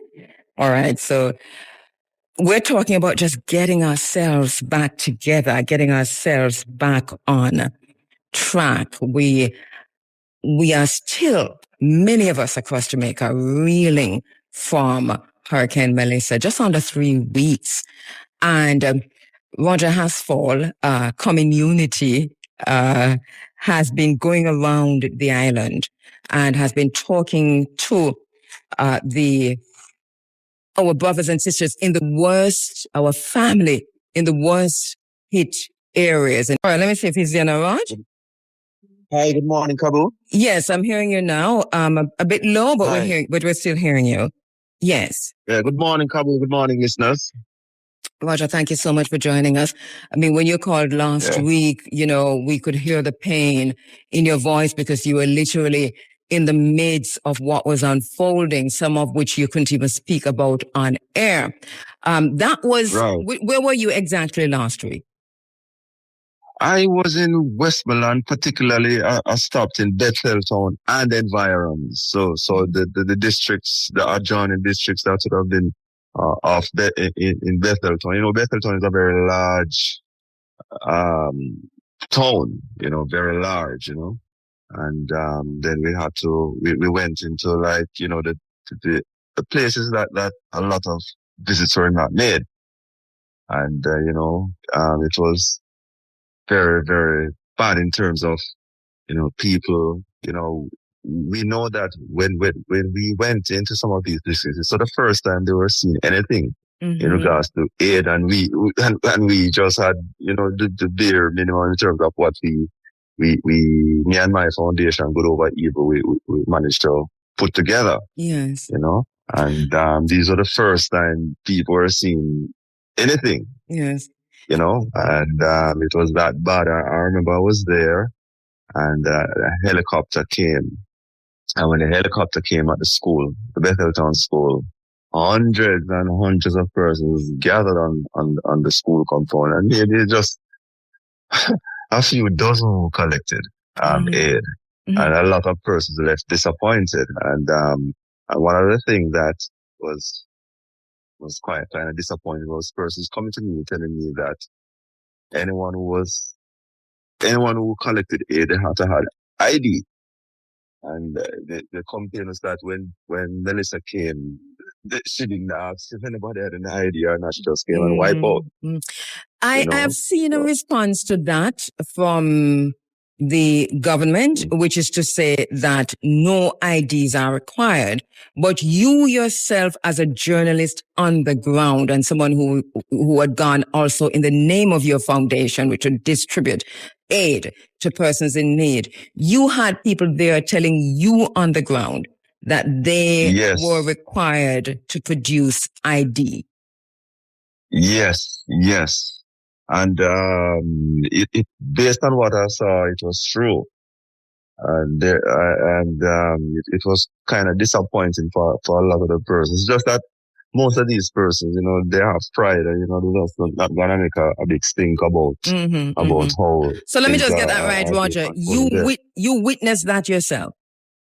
Yes, I was there. I saw it for myself. Right. So I hope that has been sorted, because I saw the response that no ID required, but people are asking for IDs. Tell me about the areas that you've been to.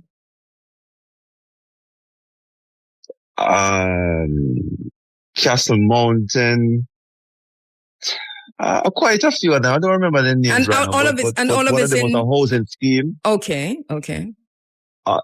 Just a general Bethel town area and the off, what do you call it now? The offsprings or the communities. I don't remember. Yes. Yes. So it was just the whole general area, because as I say, it's a very large area, very large. I mean, I think Betheltown is as big or even as bigger than Portmore in terms of the mass. Yes. Mm-hmm. We're trying to get to Betheltown because we're slated to speak with some of the persons that you met there and talked, but we're not able to get through. We understand. Yes, because they have a connectivity issue down there. Yes, and I know that the doctor down there, he has donated his Starlink to the community. Maybe he's not there as yet. I know the police station, they have Starlink as well, but at the police station, Starlink is not that powerful. I don't know. And we've been calling all morning. We've been calling all morning, and we're not getting through. But we did get through before, so we know that there are times, and we understand this because for us here, we weren't hit that hard. We're having connectivity problems still. So we can understand. Yeah. So what we continue trying, and I'm not even sure So the situation, generally speaking, Roger, because you said a humanitarian crisis, if help didn't come, and I suppose you have been in touch with the community. What are you hearing? Is aid flowing in now? Are people feeling more comfortable? No, the persons are. It's just the same as last week. No change in terms of how things are coming, and things trickling in. But it's like a dark fight in terms of when things come. So a lot of people now, because they have pride,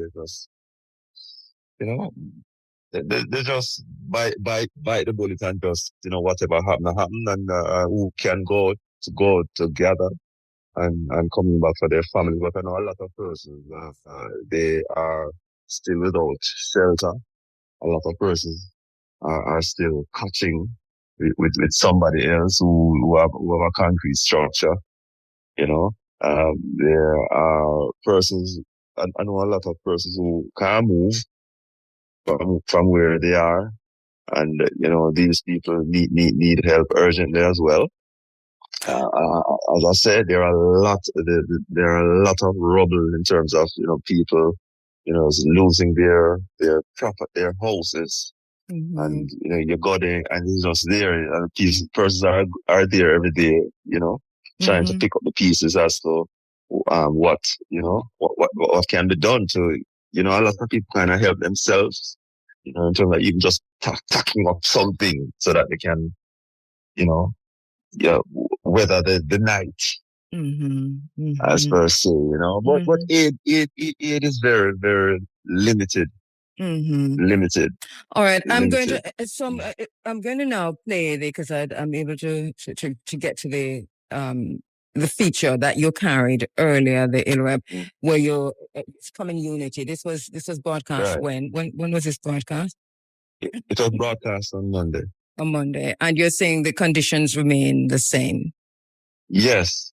All right. No change in terms of, you know, and it's just the same trickling in. Yes. And I remember last week you spoke specifically to what was needed. That food is good, yes, and people want food, but also building materials critical. Yes, that would be one of the most critical thing right now. They can't get, you know, materials in terms of, you know, even some basic stuff.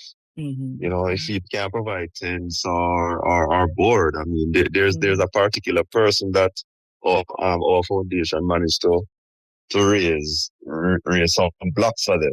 You know, we're going back down there maybe next week or so. You know, so that they can get the blocks. Okay. You know? All right. Roger, thank you so much. Let me just go to the feature, the ILREP that you did here.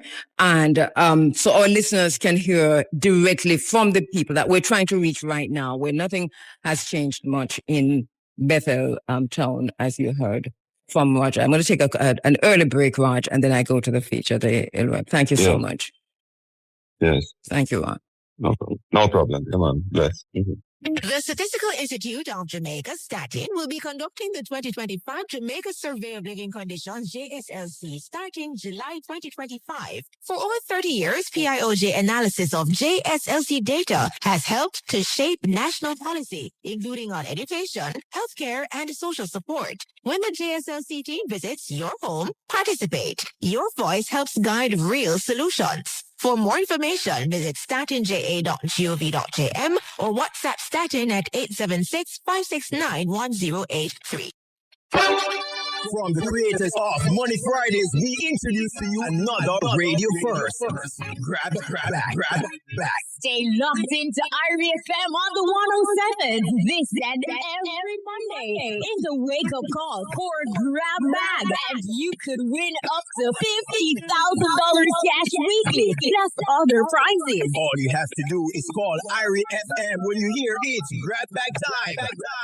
Tell the announcer which bag to dip into, and what comes up is yours, just like that. It could be a gift from a sponsor. It could be $10,000. It could be $30,000. It could be a whopping $50,000.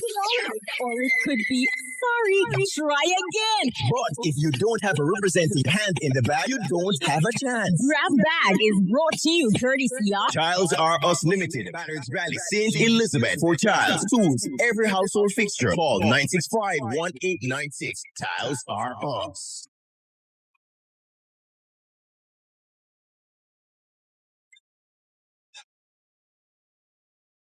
One I move, one I ready. Where's the daughter you travel with me today? Make sure sir red plate the on it, you know. I'm not travel with you. Yes, man, thing legit. Red plate operators, it's your time to take the spotlight. Irie FM is giving all red plate operators a chance to win big in Red Plate Spotlight. Just submit your red plate via a WhatsApp picture to 876-350-2838 and listen to Irie FM Mondays to Fridays between 6 a.m. and noon, as well as between 7 to 8 p.m. Mondays and Fridays to hear if your plate will be announced to win at least $10,000. Once announced, you will have 20 minutes to claim your winnings, which goes up by $10,000 every time someone fails to claim. You don't have to submit your plate more than once, because once submitted, it remains a possible candidate for every draw until drawn. No name, phone numbers, or address needed. Only red required. That's Red Plate Spotlight. This and every weekday, and twice on Mondays and Fridays on the nation's #1 Irie FM. Red Plate Spotlight is brought to you by Tiles are Limited, Batters Valley, St. Elizabeth. For Tiles tools, every household fixture. 1896. Tiles are us. That's record. Celebrating Jamaica 63 compilation. Stevie Face, the ultimate reggae experience. It's amazing how you knock me on my every time you come around me, I get weak. Nobody ever made me feel this way. We're back with you inside of the Africa Forum. This is Running Africa, and Jamaica is reeling after a hurricane, a Category 5 hurricane. We're trying to get back some semblance of order and some semblance of dignity to our lives. Roger Hasford has been traveling around Jamaica, especially in some of the worst hit areas, and he's been to Bethel Town in Westmoreland, speaking to some of the residents there who have lost everything. He says, he spoke to them last week. He says, nothing has changed since this. So here we go. Today, along with the Good Over Evil I Brave TJ Foundation, we will highlight the community of Bethel Town in eastern Westmoreland and the devastation caused by Hurricane Melissa. Now, Bethel Town is a vast settlement and former slave village in the hills of eastern Westmoreland. It was the site of the political riots back in 1938. It can be what is termed ground zero based on the devastation caused by the hurricane, with dozens upon dozens of families severely impacted. Today, we'll speak with some of the residents who gave their accounts on the Category 5 storms passing. Derek Black X Robinson of the Taki Heritage Group, speaking through his interpreter, says Bethel Town was the center of the impact. All right, so I speak for Derek Black X, and I also speak for Bethel Town. So this is the center of most of the activities as to what happened with Melissa. We call it ground zero because the impact was so great in Bethel Town. Majority of persons have lost their roof. We have experienced a lot of homelessness. We are experiencing a lack of supplies, hardware supplies. We are experiencing food supplies, lack of food supplies, etc. Financially, the community needs assistance, and therefore we are imploring persons who can give us those grants and any form of assistance. They can always contact us. We are also available to assist any organization that is willing to give to the people through the Taki Heritage Group. Yes, that's the group in which we function. Now, Omar Edwards is a student of the Bethel Town Primary. He gave his account. The honest truth, I didn't expect it to be so harsh. And time left in one of the house, it was like drop same time as left. It was very, very harsh. Take us through that experience. So me and my father and my sister run out of the house. After I see my uncle inside of the concrete house that we go into. So we stay in the concrete house through the storm. Were you scared or you afraid? Yes, sir. Talk to us about that part. I mean, when you hear the winds and so on, or you felt it during that time? Frightened. Very, very frightened. Yeah. Student Omar Edwards, Clevan Edwards, who is born and bred in eastern Westmoreland, he spoke on the immediate needs of the community. Basic material I talk about like 2x4, latch, ply, zinc nail, wire nail. That the most easier thing people are want now. For building block now, for your man to rise up with building block now, I'm going to say no. Reason being, no for now, you want something for going on now. If you take your water off of you. Further on in the future, you build up concrete fine enough. But right now, at this present moment, we want some materials we can build up a sink structure. Even a one room where we can put the family under. Big one, little one, old people, even young people see me too. Because some of we have asthma, some of we have sickle cell. Then the water, rest rain a fall again, and a draw alone, you know. But rain a fall. You understand me I say? So a them thing there. You see me? Yeah. Because right now, me not start rise back yet. I put my material together because reason being, me still have to out there, I help 1 and 2 people. Even with tap hole in the driver them plate. Man want food, yes, but right now, man would really prefer material and food. Because if you see your place, brother, your belly full. You're hungry, you know, but your belly full, brother. Trust me. And more time, if you take it to heart, brother, you mash it down, brother. Sometimes you have to walk all over a place. You work there, you know, but you have to walk all over when they come to you. Marissa Gordon spoke about the help that is specifically needed for elders in the Bethel Town and environs. You know, see, I have a lot of people out of us now, especially the elderly, then, you know, the sick people, then we can manage and stuff like that. So if we cannot get help for them, we need help too, you know, but, you know, for the elderly one, we really need it like that. You know, man, if they can get some help. Although we're looking help for ourselves. Well, help coming in, but sometimes we don't really know because we live down the road. So sometimes when the help pass, we not here. No. At first, we I get something. So, you know, say, we come out and go up at the school a while ago. We used to help. They come up there. So we say, I will walk out and see if we get here. All right, thank you very much. I mean, we don't have much.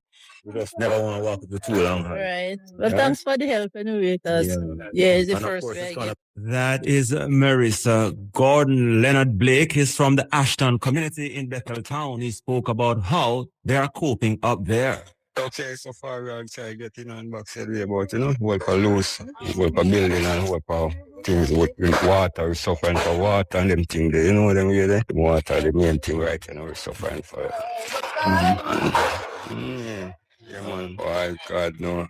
The life in Jamaica, if you don't say, boy, we are going to disturb disaster, so all we have to do is unite and get back on side so what we can do for each other, you see me? Man, and that is it and whatever. You help out each one if you can do it, you know them way there? Yeah. I give thanks for the little help we're going on and get to the way, you know? Yeah, man, we have to give thanks for that and whatever. Yeah, that is it. And we give thanks for life, said we have life, and from have life, there's hope, said we. You know them way there? Yeah. Deandra Thompson is from the Belvedere community. She says the community is well in need of material help to restart their lives. You have some people in the community need help. They need bedding. They need tarpaulin. They need zinc. They need zinc. They need water. Because some people only have one black tank and they cannot find. We children don't have nowhere to lie down. So if you give you the food and we belly full now, we stressing at the night. Right. Stress, and rainfall every day. So I see a lot of help coming, but only thing I see coming is food. When majority of people in my community, sheep blowing, their clothes wet up, and every day rain fall. And you cannot fall back if you cannot rest. We are going mad. So if you're going to help the community, help with some bedding. Yeah. Help with some chapali. Some little zinc. Zinc and lard. And two lad. Maybe you can find one, two zinc where kind of tear up. But if you give me two lad, you will find 2 zinc for catch funny. So me get a start there, so. That is Deandra Thompson, senior resident Dorothy Mott. She gave her interpretation as to what the hurricane was like in Bethel Town. My experience is that 3/4 of the roof went, leaving us all 3 people in one room. And all we heard was noise, bang, pop, every sound you can think of came through. It was like a hurricane category 10 with earthquake and rainfall and wind. So that is how I interpret what took place. I wish all stayed in one room for the whole night. And it battered the place left, right, and center. And if you look around, you'll see the disaster. It can't be worse. Terrible experience. And that building over there, right, concerned me. This one here, that went, and some round the back. So you can imagine, now I have to be very strong and have all these strong people around me helping me to stop me from falling down with Melis. As you can see, everything is on the floor, on the ground. And so we see no post office. Part of the police station is gone. The community center, the clinic, the doctor's office, and everywhere. It's down. It's not flat, it is the roof. All the roofs are all gone. That is senior resident in Bethel Town, Dorothy Mott. Jennifer Beckford of Castle Mountain describes her experience in trying to get aid. Well, all right, here, so we come 2 days now to get something to eat and see the crowd are down there. Nothing from them. I give out something at Bethel Town at the first and we still don't know if we don't get something here. Not every in my district, nothing come issue out nothing. So if we don't let them come and the main, nothing. That's me let you know, 2 days now me don't hear so. And nothing. See the local food come there, see the crowd there. What do take over now? That's really struggle. Yes, so yes. What are some of the immediate needs I want for you people? Like, we want enough things, like food, water, clothing, and support. And I'm bedding. That is Jennifer Beckford. Boss Beckford says he does not live anywhere due to the storm. It's not very dangerous. I have to run from there to there to get a shelter right to the system. And right now, I not even live nowhere. Cass Mountain, Westmoreland. I don't live nowhere right now. House blow down, bed gone, everything gone. And this time was very dangerous. Because about 3-4 times I come down here, I never get a package yet. Never. As master got up there, I never get a package yet. Hit the road. Right now, we did it from morning, make the thing to the black and I think we eat again. Thank you, darling. Yeah, that's how it goes, you know, man. Everybody destruction system. Soil system goes. So they try to get anything on so right now. Because I think I have bed to sleep on. I can't catch a people place, you know. Can't catch a people place because this time never easy at all. Here I have the roof, you just left one little place, you just turn up something. About 5-9 of it turn up now one little place there. May I tell you, you run like a nut man. Right now I put the next whole of them put up. But me run the night and them there. I tell you, it's not easy. Dangerous time this. I don't know how this time came, but it came. We need some help, man. Yeah, give me one. Look here, I'm in that and up and blow it. I'm the one who must believe a joke talk me now. I see what's talking me now, man. Nothing left on the line, man. Everything. That is Buzz Beckford. Pastor Aldine Sutton, a resident in Bethel Town, has expressed concerns that persons are being asked to present IDs for aid. Persons are here, and we get to understand that you have to have an ID to collect the package. Now, why do we need an ID? Melissa did not ask who have an ID from who don't have an ID to collect package. Now, I can guarantee that most of the persons that are here only heard the helicopter and just run. None of them come prepared with an ID. Are you going to turn them back? We have to put humanity first. The most important thing. I don't have to collect nothing. But the persons that are here who are desperately in need, you're going to look at them and tell them because you don't have an ID, you cannot collect a package. Complete nonsense. If we're going to help people, we're going to help people without conditions. Too much conditions. Put away the bureaucracy. This is time for help. This is time for humanity to come together and help each other. That's my take, all right? Pastor Aldine Sutton, Vernon Brown from the Castle Mountain says he's among those who lost everything. Wow, at one point I swear it was a rapture, my brother. I swear everybody life was going to take out, you know? Apart from, we only lose one person in here, one good family friend. After the storm, him die, him shake up in the storm and die after. I'm here, so. But apart from that, a lot of people don't have anywhere to lay them head, you know? Yeah, it's really, really hard, I'm telling you. I don't know when people go find a dry space to put them head. Really hard on the poor set of people right now, I'm telling you. A roof over many head. So, and food, waters, material, if you put back if I have a shelter over a lot of person head, you know? Yeah, that's the most necessary thing right now. Like for instance, 2x4 zinc, lot, and who can get some cement as well, put back a foundation, get some cement with sand and stone as well, and stuff like that. Those necessary kind of stuff we can put a roof back over our head right now. That is Vernon Brown. Alicia James from Castle Mountain was close to tears as she spoke about living in the rubble. Welcome to the community of Castle Mountain, to limited trees and limited leaves on tree. This is what Melissa have left us with. We are among the rebels, just like other persons. Not only that, everything named board house in this community is demolished completely. But guess what happened? We have life and we are grateful and we're thankful that we have life and we can start over. Because when you look at some of the things that happen here from Melissa, the community is, we have one bit from this. A young man that lived over there by the name of Bolo, he passed. But we are standing and bracing. Glory be to God. We have some good Samaritan right now that bring us some food item, which we are grateful for. So when you go back out there, remember Castle Mountain. We are in dire need because everything in board house is flat. And those that are concrete, the glasses are gone, doors are gone, but we're still grateful that we're still standing. And once we're still standing, it means that the Lord will help us to bounce back. So remember us and send help for Castle Mountain in Westmoreland.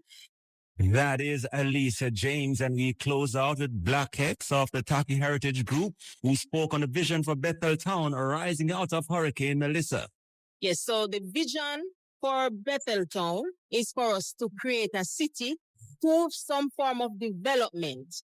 Betheltown has always been prime for development. All right, thank you so much, Roger Hasfall, for that. Just spoke to Roger, you heard him before this, and he says nothing has changed. The situation remains the same.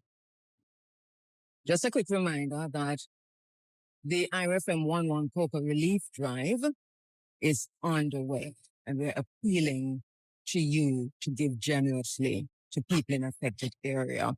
They need urgently fresh drinking water,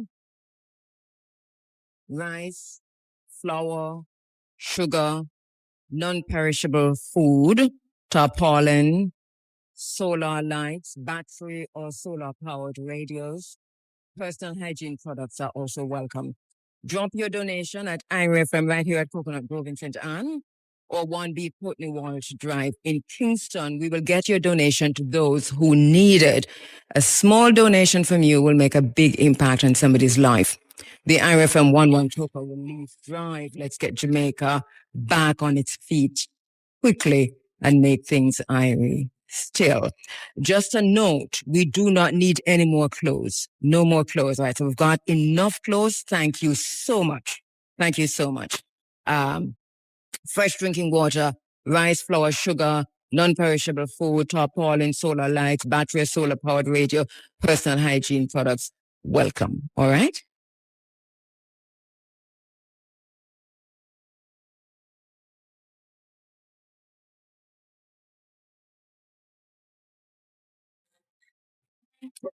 (7:34), and we're standing by to speak with the Minister of Agriculture and Fisheries, Floyd Green.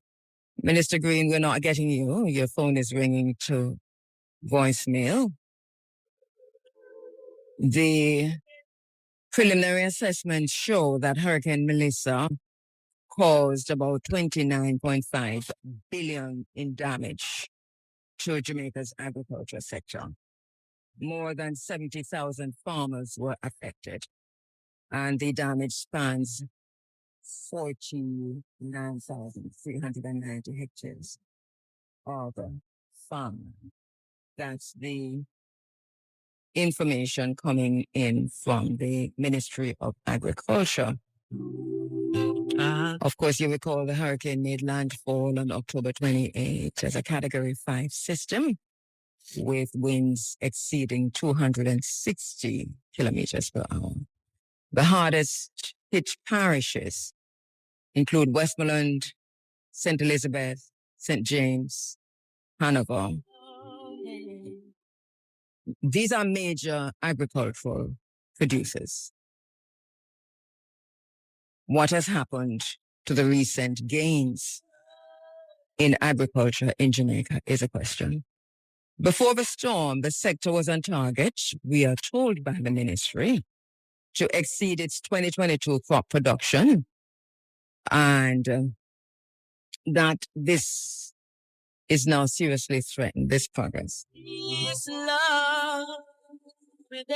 So the detailed crop losses, vegetable lines, banana and plantain, fruit trees, tuber crops, yam, cassava, etc., coffee, 40% of trees damaged, 40 to 45% production loss, estimated 800 million Jamaican dollars in damage to the coffee industry.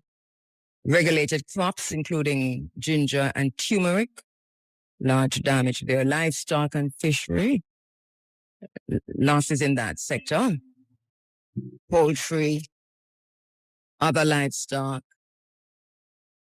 fisheries, the infrastructure. The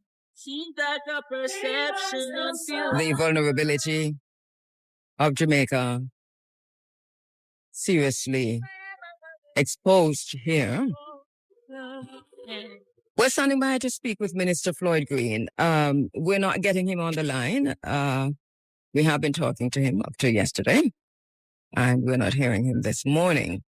But Minister Green, I know that you know you've got an interview, so you are probably listening. It might be a connectivity problem.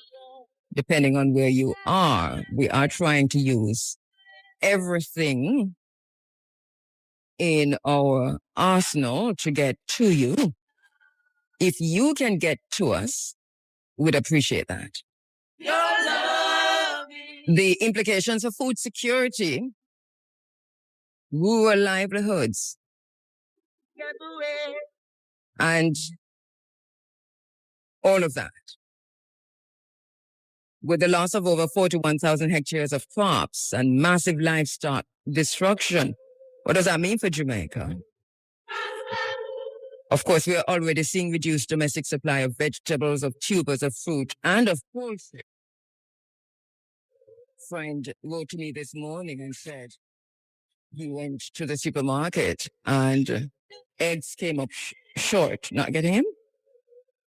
We're still not. Sorry, say that again. We're still not getting to Minister Floyd Green. But, Minister, we're going to try until we get you. Or you try until you get us. It's critical that we talk about agriculture this morning. I heard the minister saying, sorry.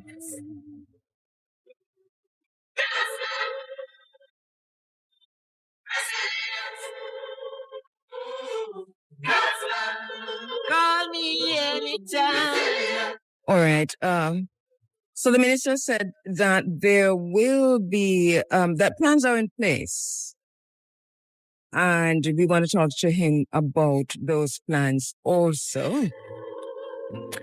I know Jamaica is very concerned at this minute. As Jamaicans, we are very concerned because we know literally when we talk about St. Elizabeth, Westmoreland, St. James, Hanover, all that area, we're talking about literally the food basket of Jamaica, the center of where most of Jamaica's domestic agriculture comes from.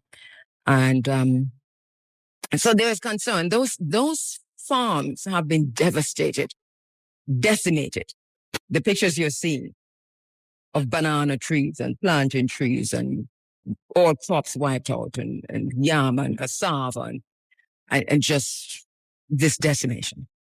So obviously there is a serious problem. And we are beginning to get glimpses of it. And I suppose there are some persons who are already seeing that in the supermarkets and in the markets and so on. But the minister also said, I recall, and I don't have this document, but I do recall him asking people, Jamaicans in other parishes. Together And resilient. I'm not quite sure what the answer is to that. I'll be here with you. So let us pay some attention there. Look here, we're still not getting Minister Floyd Green. In this love that we feel, and if I ever forget to hold your hand. But let me just go to my notes quickly. So we talk about the implications for food security. You know, food security is a bedrock of this program. But we're talking about food security and now food safety. Food security and safety, because we're hearing also that the Minister of Health has warned, is warning Jamaicans to be careful about how you're storing food. And also, I heard a discussion about the possibility of a case or two of leptospirosis. So this is critical now when you get a drinking water and you get a food that you're storing. So we're also talking about food safety, but we're speaking seriously. Well, about both. But food security is challenged right now with what could result in a trigger in increased food imports and the rising food prices with greater pressure on household budgets.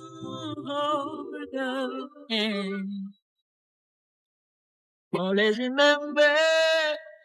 A major setback, of course, to Jamaica's agriculture recovery. So when we think about culture, the people, the culture of the people, there's something else that we have to think about and to focus on, which is the agriculture.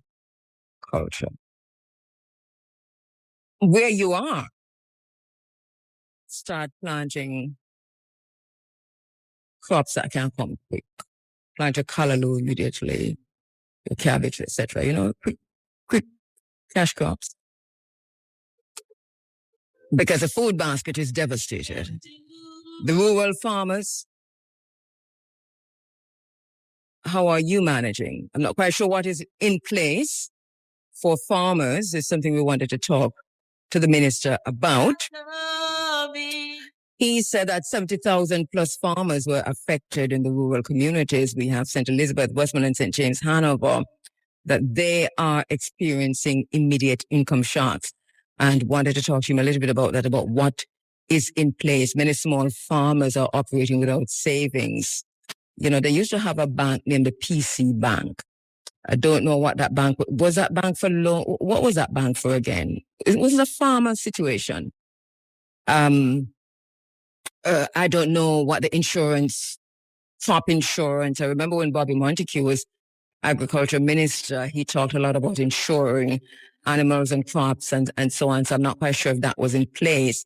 What are the financial buffers that are being put in place for small farmers? Such a large swathe of Jamaica are small farmers everywhere. And even if you're not in the badly hit areas, the winds were strong enough in the farming communities to have devastated everything. I can tell you that all my lemon tree fall down. You should see my husband in the morning after I push back the lemon tree and I catch it with all kind of something. It catch back too. But, all the bananas, all the plantains, every tree where could have fall, the strongest trees in my yard were the mango trees. But everything else, the moringa, the June plum, soursop, everything just blew down. Not to mention the banana and plantains. And we're talking about areas that were hit, but not badly. But the wind was so hard, the breeze so heavy that we lost plants. Much less the small farmers just across Jamaica. So the conversation on small farmers in the worst hit areas, yes, we must have that, and we must ensure that we are cushioning that fall. But in the areas that are not so badly hit, there are farmers also who have suffered devastating losses. This is a reality of the situation. Hold your hand. And then the severe strain on livestock and poultry. We saw Damien Crawford posting on social media just the carnage, the death of livestock. And we've seen others talking about this poultry. Just generally speaking, over half of the island's laying hens, we are told there's a disruption in egg production, and this disruption could go on for months and months and months. Poultry shortage, of course, that I hear people already saying that they're seeing an increase in the cost of chicken, and but here we are, the damage across 148 fishing beaches and just 2.74 billion in losses across Jamaica's fishing beaches. And this signals that the fish supply, which is a key source of nutrition and a livelihood here in Jamaica, that this will dip significantly. And we haven't even begun to look at the beaches. The coastal microeconomy is reliant on daily fishing income. These are going to feel immediate hardship. We've been looking at some of the fishing beaches, and the devastation there is one thing. And, and just as an aside, some of the beaches are there's a disaster capitalism going on, where there's a grab on the beaches people are locked out of some and all of that. It's a whole other conversation that we're going to have, you know. There's just so much to talk about coming out of this because we have to be mindful of disaster capitalism. Let me take a quick break and come back. Safe, reliable, great value. Always buy from an authorized IGL dealer. The time by IGL is now 7:48, and I'm interviewing myself because I cannot get to Minister Floyd Green. I do not have the answers, but I am raising the questions just the same and giving you as much information as I have. Minister Green, you know, this morning when I announced what I've stopped doing on this program, right? And I laughed when I did it because I totally forgot that I shouldn't have done that. So that I stopped doing at 6 o'clock announcing who's coming up on the program, especially when it's a politician, because there's a system, a well-oiled system in place here in Jamaica that when I say earlier in the program at 6:30, who the upcoming guests are, that there are people who call those people and tell them not to come on. And the minute I said Floyd Green was going to be on, I remember the Christopher Tufton interview, right? And many more, by the way, many, many more. Which is to say that once I announce them, they never come on. So I figured that out a long time ago. And so what I stopped doing, and our listeners would know that this is a truth, that I've stopped announcing who's coming up what time in the program. But I completely forgot this morning, after so many years, I'd announced him. Now, it's an interesting situation, but I said to myself, and I chuckled at the moment, because I said to myself, you know, I've just said he's going to be on, and somebody's going to call him and tell him not to come on, because I'm going to ask him other questions. But listen to this. I'm not asking anybody any other question in this period. If you notice what I'm doing, this is not a time to focus on all of the other issues that we have to discuss. Right now, we're in a place, my phone is ringing, but pardon me, I should have turned it off. So right now we're in a place where it is so important for us to know what's happening, to know where the help is, to know what is happening, to know where to go, to hear from those who are in leadership positions. It is so important for unity at this time that I have thrown out the door all of the other issues that I have with whatever minister that I am talking to, that I need to ask about this or I need to ask about that. No. If we say that we're calling you to talk about the agriculture sector, is that we have a talk about? Because right now, today, I have no time for nothing else but to find out what is the state of food security and safety on the island. I have no other interest. What are the plans? How the farmers are going to manage? How we're going to feed ourselves? Is there a starvation situation coming up or not? What you're going to do? The only question that I would have asked that would be any way controversial would be, how are you going to prevent a flood of GMO products from coming into the island? That is the only other question that I would have asked Minister Green, other than what he was. And that will be part of the question anyway, because he did say that there are plans in place to import. And so we still need to talk about food safety. Because when we talk about food safety, GMO is the number one on the list, not leptospirosis or malaria or nothing. It is GMO. So I was going to ask that question, and not to dwell on it, but to say, let us try not to do that. Let's go for organic as much as possible. Let's go to the farmers across the world who are willing to give, and the countries that are willing to give, that are not involved in the GMO production like some countries are. So if you go Europe, for example, if you're getting food, if we're in partnership with the European Union in terms of getting food in, not a bad idea. You're hardly going to get GMOs. If we go partnership with African countries, and there's so many African countries, West African countries, we see Ghana load up a whole trailer load, plane load, and more of things sending to Jamaica. Remember when I spoke to you this morning about Southcom, Africom, and Northcom, and so on? We talk about how Southcom meet Africom off the coast of West Africa. That's basically what it is, isn't it? In the waters there. Now, it's very easy. In the same way that Southcom just join up over there, so it's a shipping route, same way. Anything will come from the coast of West Africa will reach to us in short order. If a plane, it will get to us in 4 hours, and probably less. You know, if you want to go back around and go through the Strait of Gibraltar, that's your business. Follow the route of the USS Gerald Ford. All these massive warships that the U.S. sent into the Caribbean waters. What if it was building material, food, not GMOs, relief material, hurricane relief help, and not weapons, nuclear power, guns, and God knows what else? What if all of those, this armada, just partner the Caribbean to help Jamaica, Cuba, and Haiti? Sometimes you dream, seems like a perception until someone else believes. And you know, we had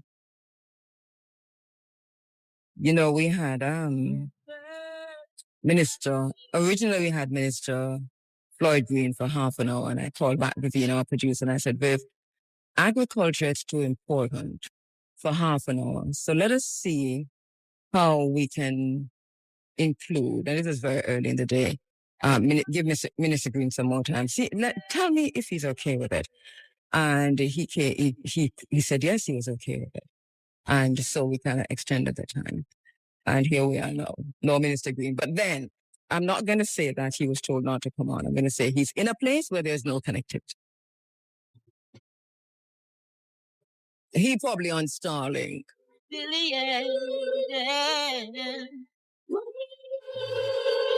Starlink probably not as well anyway. Anyways, so we're looking at an increased risk of food inflation. It's something else that we wanted to talk about, but we hear some warning against that.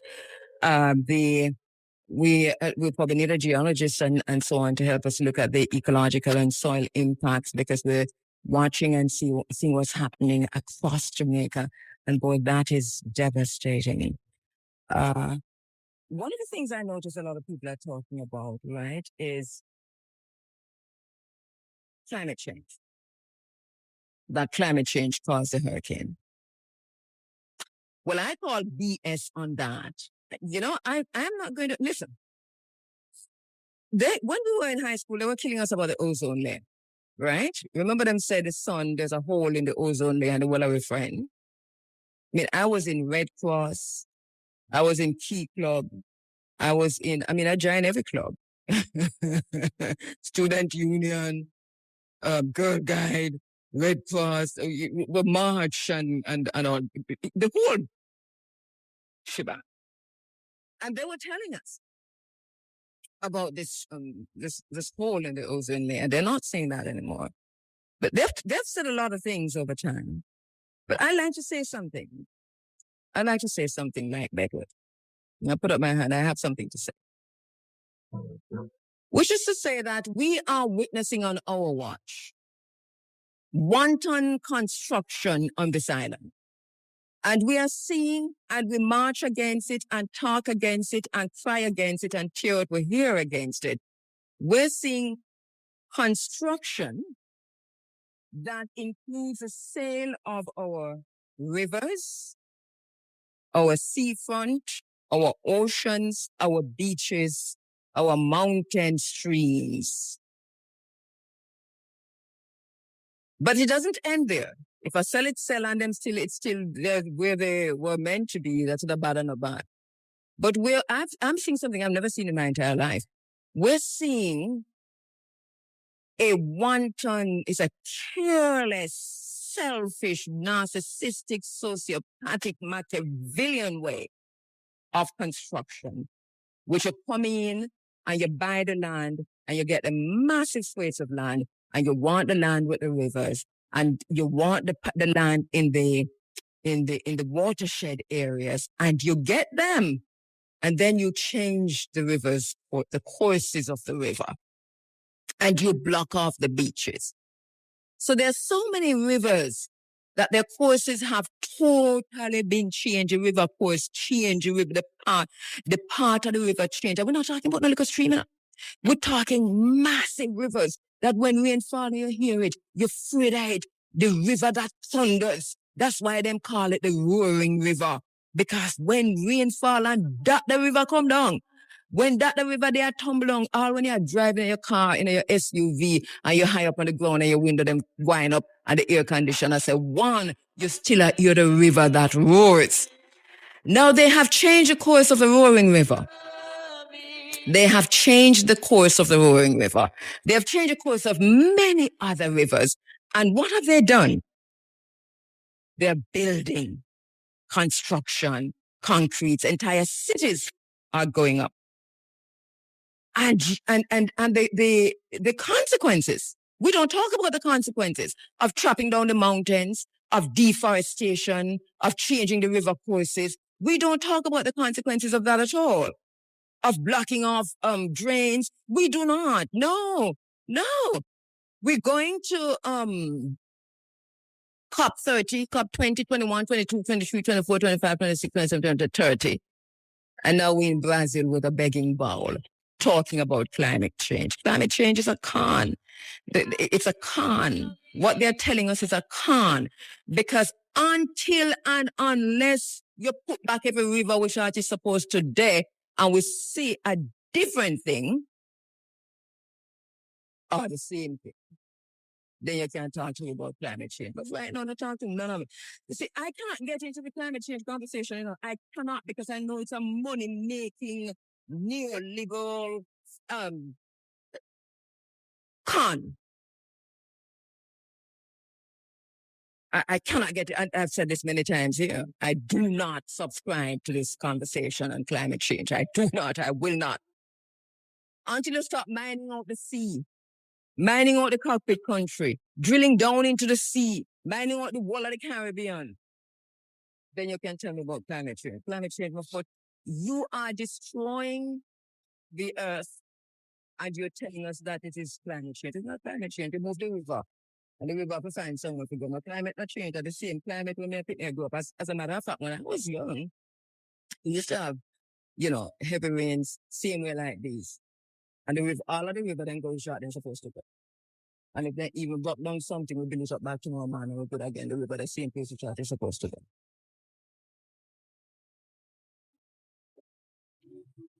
Now, I don't know where the Roaring River is. So we're in search of the Roaring River. That's basically where we are now. Time and I reference a minute after 8 o'clock, and we're in search of the Roaring River. We're also in search of the Minister of Agriculture, who confirmed to be on this program for an hour, but have not turned up.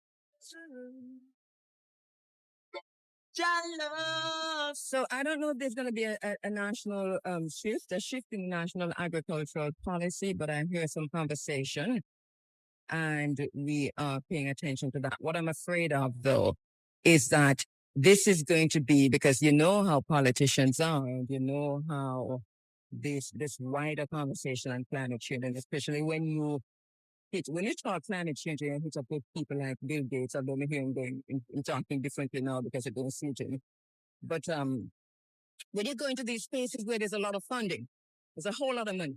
They create the problem, is money laundering. They create the problem, then throw money on it, and then give it to small countries and so on. They're making a bag load of it. One of these days, I'm going to talk you through how this climate change works. It's funding. Show me one person who is not championing climate change, who is not looking for grant. It's money. It's a funding industrial complex. So when we march against the mining in the cockpit country, we don't care if we get 1 cent for it. We're not doing it for the money. When we say free the beaches, we don't want nothing from it. You understand? We're talking about access. We're talking about protecting the land. We're talking about protecting ourselves.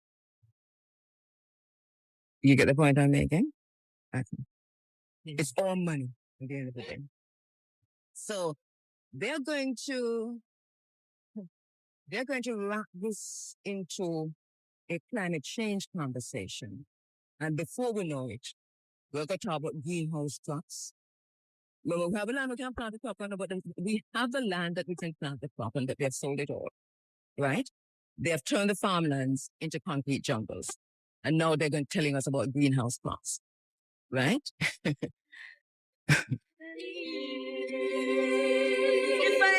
They've sold the rivers. And now they're telling us about GMOs. They want to teach us another way to plant the same thing that we've been planting for years. So the farmers have lost so much. What are we about to tell the farmers who have lost so much? What are we going to tell them? Because right now, the immediate need is survival of the farmer and his family. You understand? And her family. So what is a plan? What is a plan?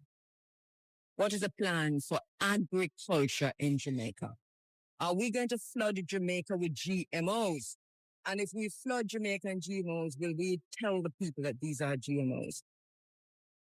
Will we label them at least so that we have a choice? What are we about to bring into the island?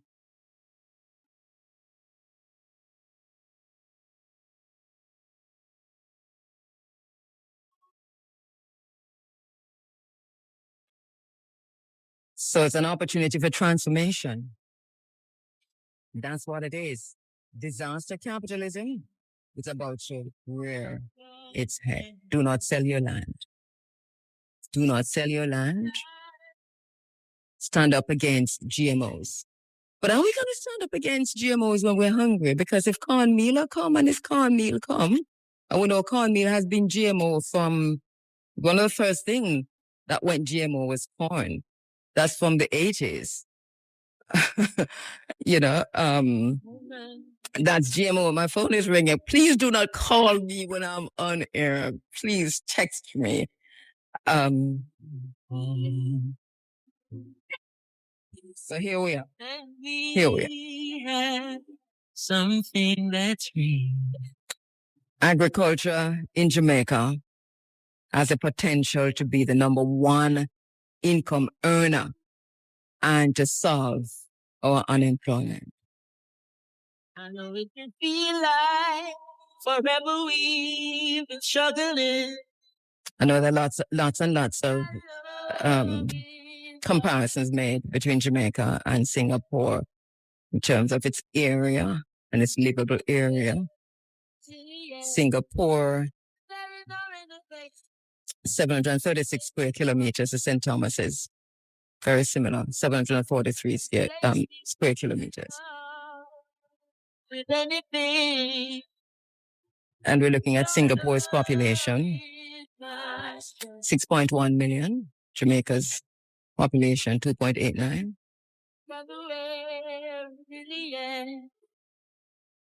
Singapore does a lot of importation.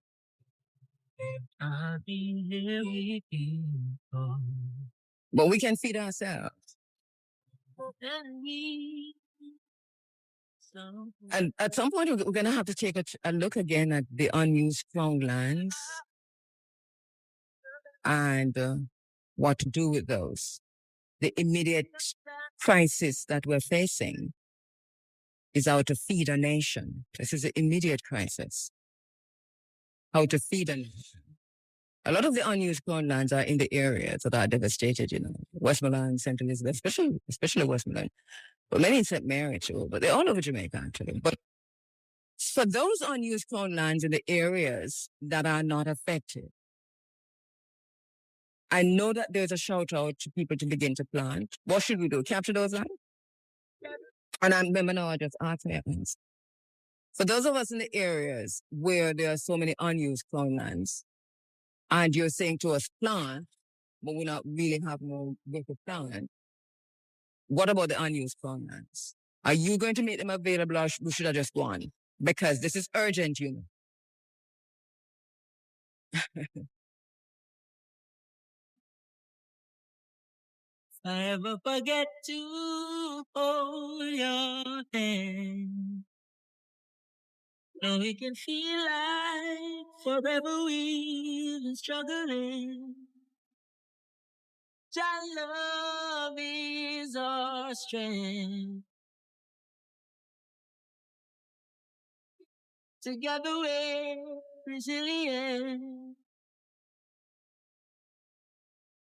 No man can feel a woman's pain. I'll be here with you, boy. And we have something that's real. We will live forever in this love that we feel. And if I ever forget to hold your hand, I know it can feel like forever we. So the question is whether or not in times of crisis that we're going to see and hear voices from official and from the private sector and from government and so on, pushing GMO adoption because that is a fast solution. And the question is, what is the ministry's current stance on GMOs? I know, I can hear you saying, we're hungry right now, we don't even care if it is GMO or not. And this is where we are. And we are going to call for digital IDs. We're going to call for smart cities. We're going to call for GMOs. That's a plan.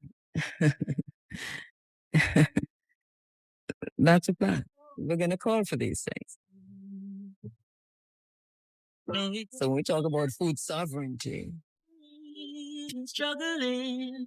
Because one of the things, is that we talk about food security, food safety, but there's also food sovereignty. Remember, I did an entire series of program a few months ago on food sovereignty, which is to say that GMOs will kill seed sovereignty.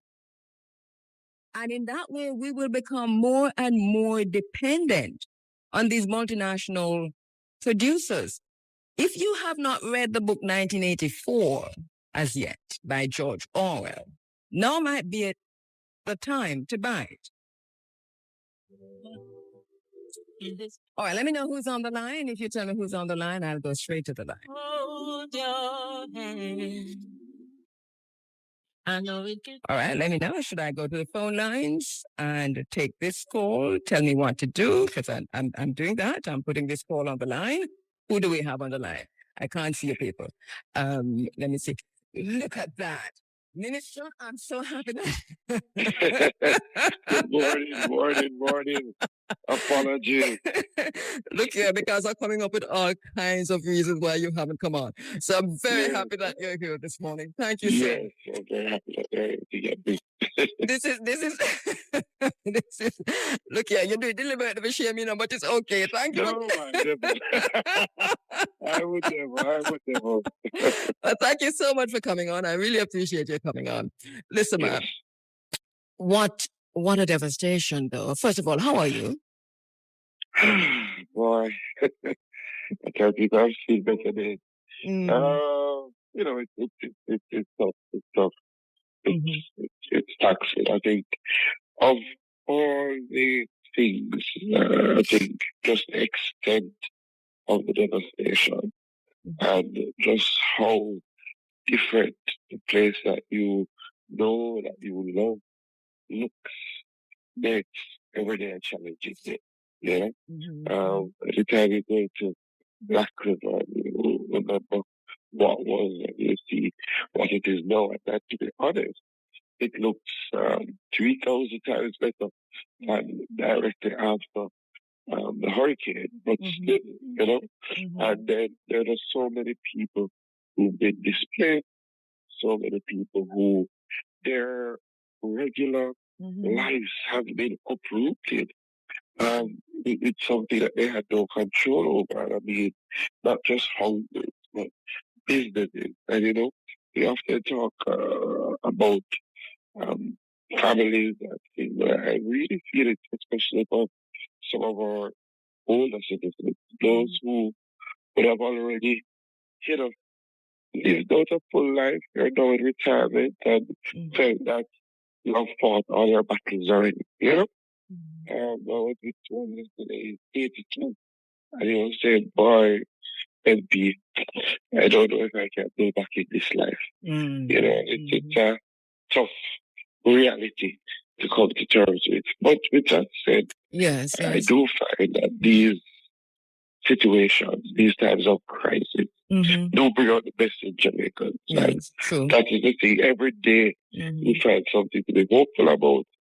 Every day somebody makes you laugh and smile, and sometimes you're amazed at the circumstance that people find themselves in, but still how positive they remain. Right, Minister, look here, we have just a few minutes with you, right? So I'm going to just give you the moment to talk to Jamaica about the extent of the damage, because I know there's a figure on it. This morning I've been saying it's 29.5 billion or something to that effect, and what the plans are to mitigate, especially small farmers. Yeah, so our agricultural sector has been extremely hard hit. To put it in perspective, Hurricane Beryl cost $7 billion in damage. This hurricane is 29 billion, almost 30 billion. And what we've seen is just the diversity of crops and livestock that have been negatively impacted. So our commercial banana planting crop has been wiped out. We've lost about 70% of our yam crop. We've seen a tremendous hit to our vegetable line. So while our 5 parishes of St. Elizabeth, Trelawney, Westmoreland, and St. James have been hardest hit, the reality is that a lot of the rain and the wind extended right across the island. So places in Clarendon, places in St. and also Savannah Battery. I think one of the areas that's been most hard hit have been our poultry and egg farmers. So we lost about 458,000 birds in our egg production. That's about half our laid flock. And in poultry, in our broiler, we lost about 700,000 birds. So in total, over 1 billion birds have been lost. So it's very devastating, especially for our fishers, where about 3,000 boats have been damaged, which is about 45% of our total fishing fleet, and above beaches fully destroyed. But I think we know we have to eat. And as such, our farmers and fishers appreciate that even despite the destruction, they're ready to get back out. So the recovery efforts start now.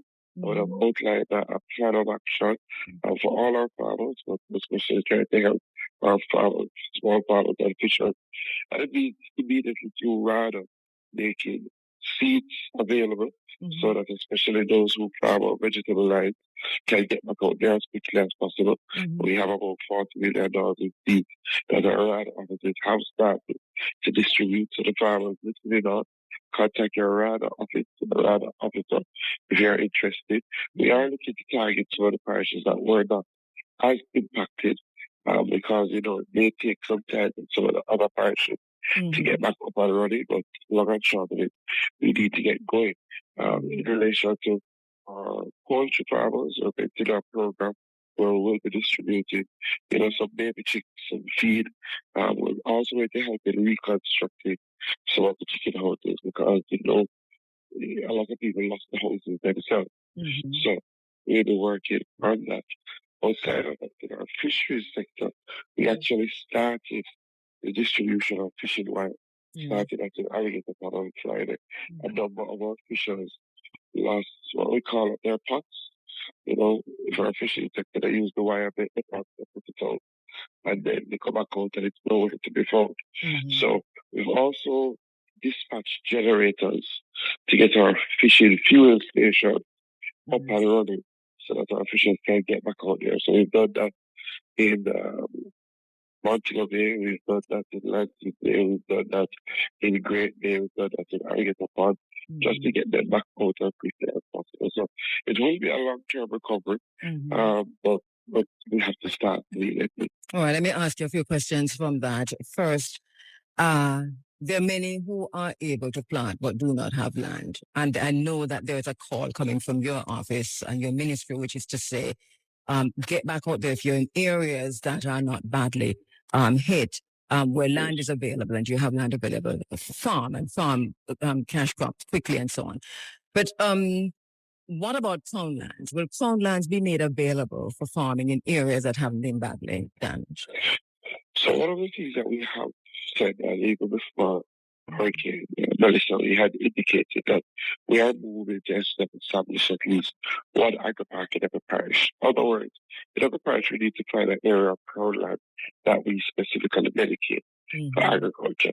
We've done so in some parishes like Clarendon, we have multiple, St. Catherine, we have multiple. In fact, we're doing a new agri park in Clarendon, in St. Catherine, Amity Hall, where we put in irrigation.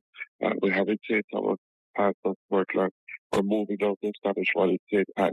So the easy answer is yes, we will be able to try passes of land that are good for agriculture and try to help farmers in that regard. But outside of that, where farmers have a lot, one of the things that we are doing is that I have announced that for the next 6 months, or rather tractor service will be free. So we will be doing free land preparation. So if you have land, but all your difficulty is getting that land prepared so that you can plant. Again, reach out to Rada. We're going to be doing that land preparation free. Additionally, we do have some seeds and planting material at borders at some of our nurseries. Now we're going to make that free for the next 3 months. So you can reach out to borders and we just provide you, normally you don't have to pay. We provide you that free of cost. So yes, we're ready to identify land that can go into agriculture, and we're also providing additional support to that preparation. Okay. In terms of importation, because it's something that have been said, I'm not quite sure if you mentioned it here yet, in terms of bringing in food, what are the plans for that? Yeah, so we will have to do some short-term capital external sources. You know, the Ministry of Agriculture does not want to import. Our drive is normally always a primary production, but clearly we have to balance because we do know that there will be some short-term displacement. The good news is that for the vegetable lines, if we start now, we know that in another 8 weeks or 12 weeks, we can see some return. And that's why it's so important that we get it out now. But in the interim, clearly where there is a significant gap, we will have to tap into external sources. So we limit it to only the things that are critical that we consume a lot of. So right now, our vegetables are extremely short. I think we would have gone to the salvage and provide for it. So normally 2 weeks after the storm, we might not see a lot of displacement because people try to get whatever is left from the crop and put that out there, but no, they'll be going into a phase. And anytime there's a shortage, it leads to a significant rise in price. And we don't want things like our fruits and vegetables to be out of reach, especially at this time. So we will tap into that, but this will be a short-term basis. We've identified probably 2 months that we will take that approach. Eggs, for example, is a major one because we've already looked at the gaps. So, for example, we would normally consume, and this is the approach that we take, just to give you an idea, we would normally consume, let's say, 7 million eggs in the month of November. And then in the month of December, which is high demand, that we go up to 9 million eggs that we consume. So when we look at what we have now, we've lost our top 3 egg farmers, right? So we're now down to probably about 4 million eggs for the month of November. So that's a significant gap. And clearly, that will continue for December because even when you put on the pellets, how do you protect food sovereignty, which is to say, ensuring that we're not taking in GMOs? And what's the policy regarding that? Yeah, so that is something that we guard against. It's a clear policy that we have, and that is why we don't source from anywhere. And we have clear standards, not only GMOs, but we have to guard against disease. There are diseases, some in other places of the world, like to get an example, like bird flu, that we've been, we haven't had that challenge here, the avian influenza, and we don't want that challenge here, because that can wipe out the rest of our stock. So sometimes people complain and say, boy, the ministry is a little hard and they want to bring things from X and they want to bring things from Y. But those concerns you raised are around whether things are modified, whether things are going to open up. So I'll give you an example. We do not import bananas, right? So we will go through a shortage of bananas, but we can't run the risk because of just the widespread nature of something called TR4, right? And if that were to come here, then, let's look at what has happened with our citrus. Now, Jamaica used to be a big citrus I know. producer. I've been asking what happened to the citrus trees. Disease. Disease. So when you look and you see these oranges that have turned black, right? It's largely because of citrus green disease. And that wiped out more than almost our entire orange citrus industry. Now we really are the rebound, but it will take some time. So yeah, I think Jamaica can rest assured that it's not a free for all. It's not that we're just going to open up and say, come. People still have to go through. We have our quarantine or veterinary services division, and they are very good at looking to see identified sources, ensuring they align with what we produce and the way we produce it, so that we don't have those challenges. But what was the policy on GMOs? So again, we do not look to import GMO food. I think we've said that time and time again. It's not something that we do. Just as you haven't heard a program here of anything we do in our agricultural sector. Yes. We don't look to import it. Right? You haven't heard a program here of us trying to get into GMO food. Right? That hasn't been the case. I don't think, it's something that Jamaicans, all of us, guard against. So that is not, we're not going to import anything that we don't produce in the fashion that we produce it. And in terms of the small farmers, because I know there must be an immediate need in terms of just income. Is there something? Is there something on the table for that? And is a PC bank part of that whole thing? And I'm not sure why I'm thinking the PC bank, but it's been coming up in my mind. Yeah. So I'm looking to have some discussion with the PC bank, also with DBJ. Now, DBJ does target our bigger farmers, our medium to large farmers, but the PC bank, you are right, used to be very, very critical in engaging the smaller farmers around relief and around coming up with, sort of financing options for them, right? The reality is that about going through a lot of challenges about a decade ago, or a little bit more than that, right? Which caused, a lot of issues with the bank and its management. Now they're on the rebound. So I mentioned them earlier last year to see where they are in terms of capital and what could be done. And I'm going to see if we can engage them again about providing some financing options for our farmers. What do the farmers do now? They go to RADA or what? RADA is the answer now. And, I know, I think people have to express it. The extent of the devastation is significant. You won't be able to help all farmers at the same time. I think our farmers appreciate that, right? So if you know, for example, you are not ready to get back out there as yet, right? Hold on. Because what is important, as we've been discussing, is to see how we can get our production numbers up. We will definitely help more farmers than we've ever helped in Hurricane Perry, not up to 9%, and we're trying to keep those same numbers, right? We've earmarked about 70,000 farmers that have been impacted. So we'll be looking to do as much of them as possible. So reach out to RADA. I know some of the RADA officers have been reaching out to some of the farmers, and some people have gone in same thing with our fishers. Reach out to the National Fisheries Authority. It will take us time to get through to everyone, but we start in the process. And finally, Minister, you have just a minute. In terms of a food shortage, do you see a food shortage coming, and how concerned are we to be? I think the steps that we're taking now will avert that.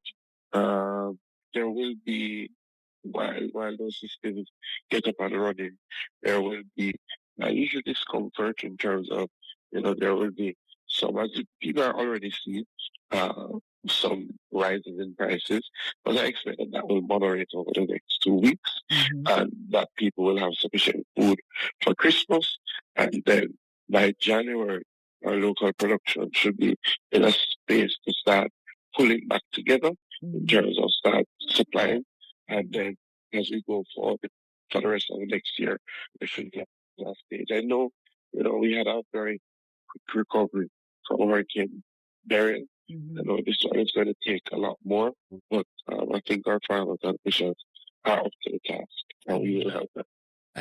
I know you're very, very busy, but I'd like you to find some time where you can answer some questions of the farmers, and if you can make it in the studio, as busy as you are, I really appreciate that.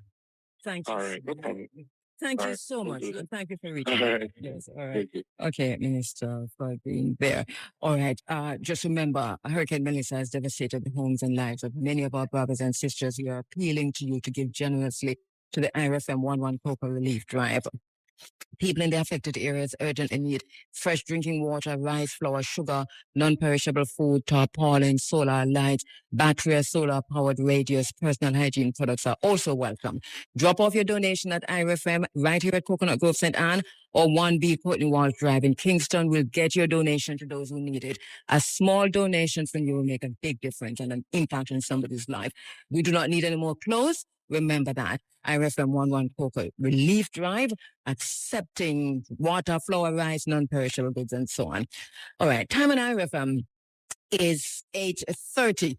And of course, we're standing by for the Supreme Ventures draw. Let me just say once again, thanks to Minister Green for reaching out and ensuring that we had a conversation as small as it was. And but we still appreciate him coming in and talking to that. So much more to talk about. But I think that we got enough information out to the farmers, especially to say what you need to do. But also, all right, let me go here. Special live drawing of the Supreme Ventures. This is your lucky day. Get your tickets out and let the change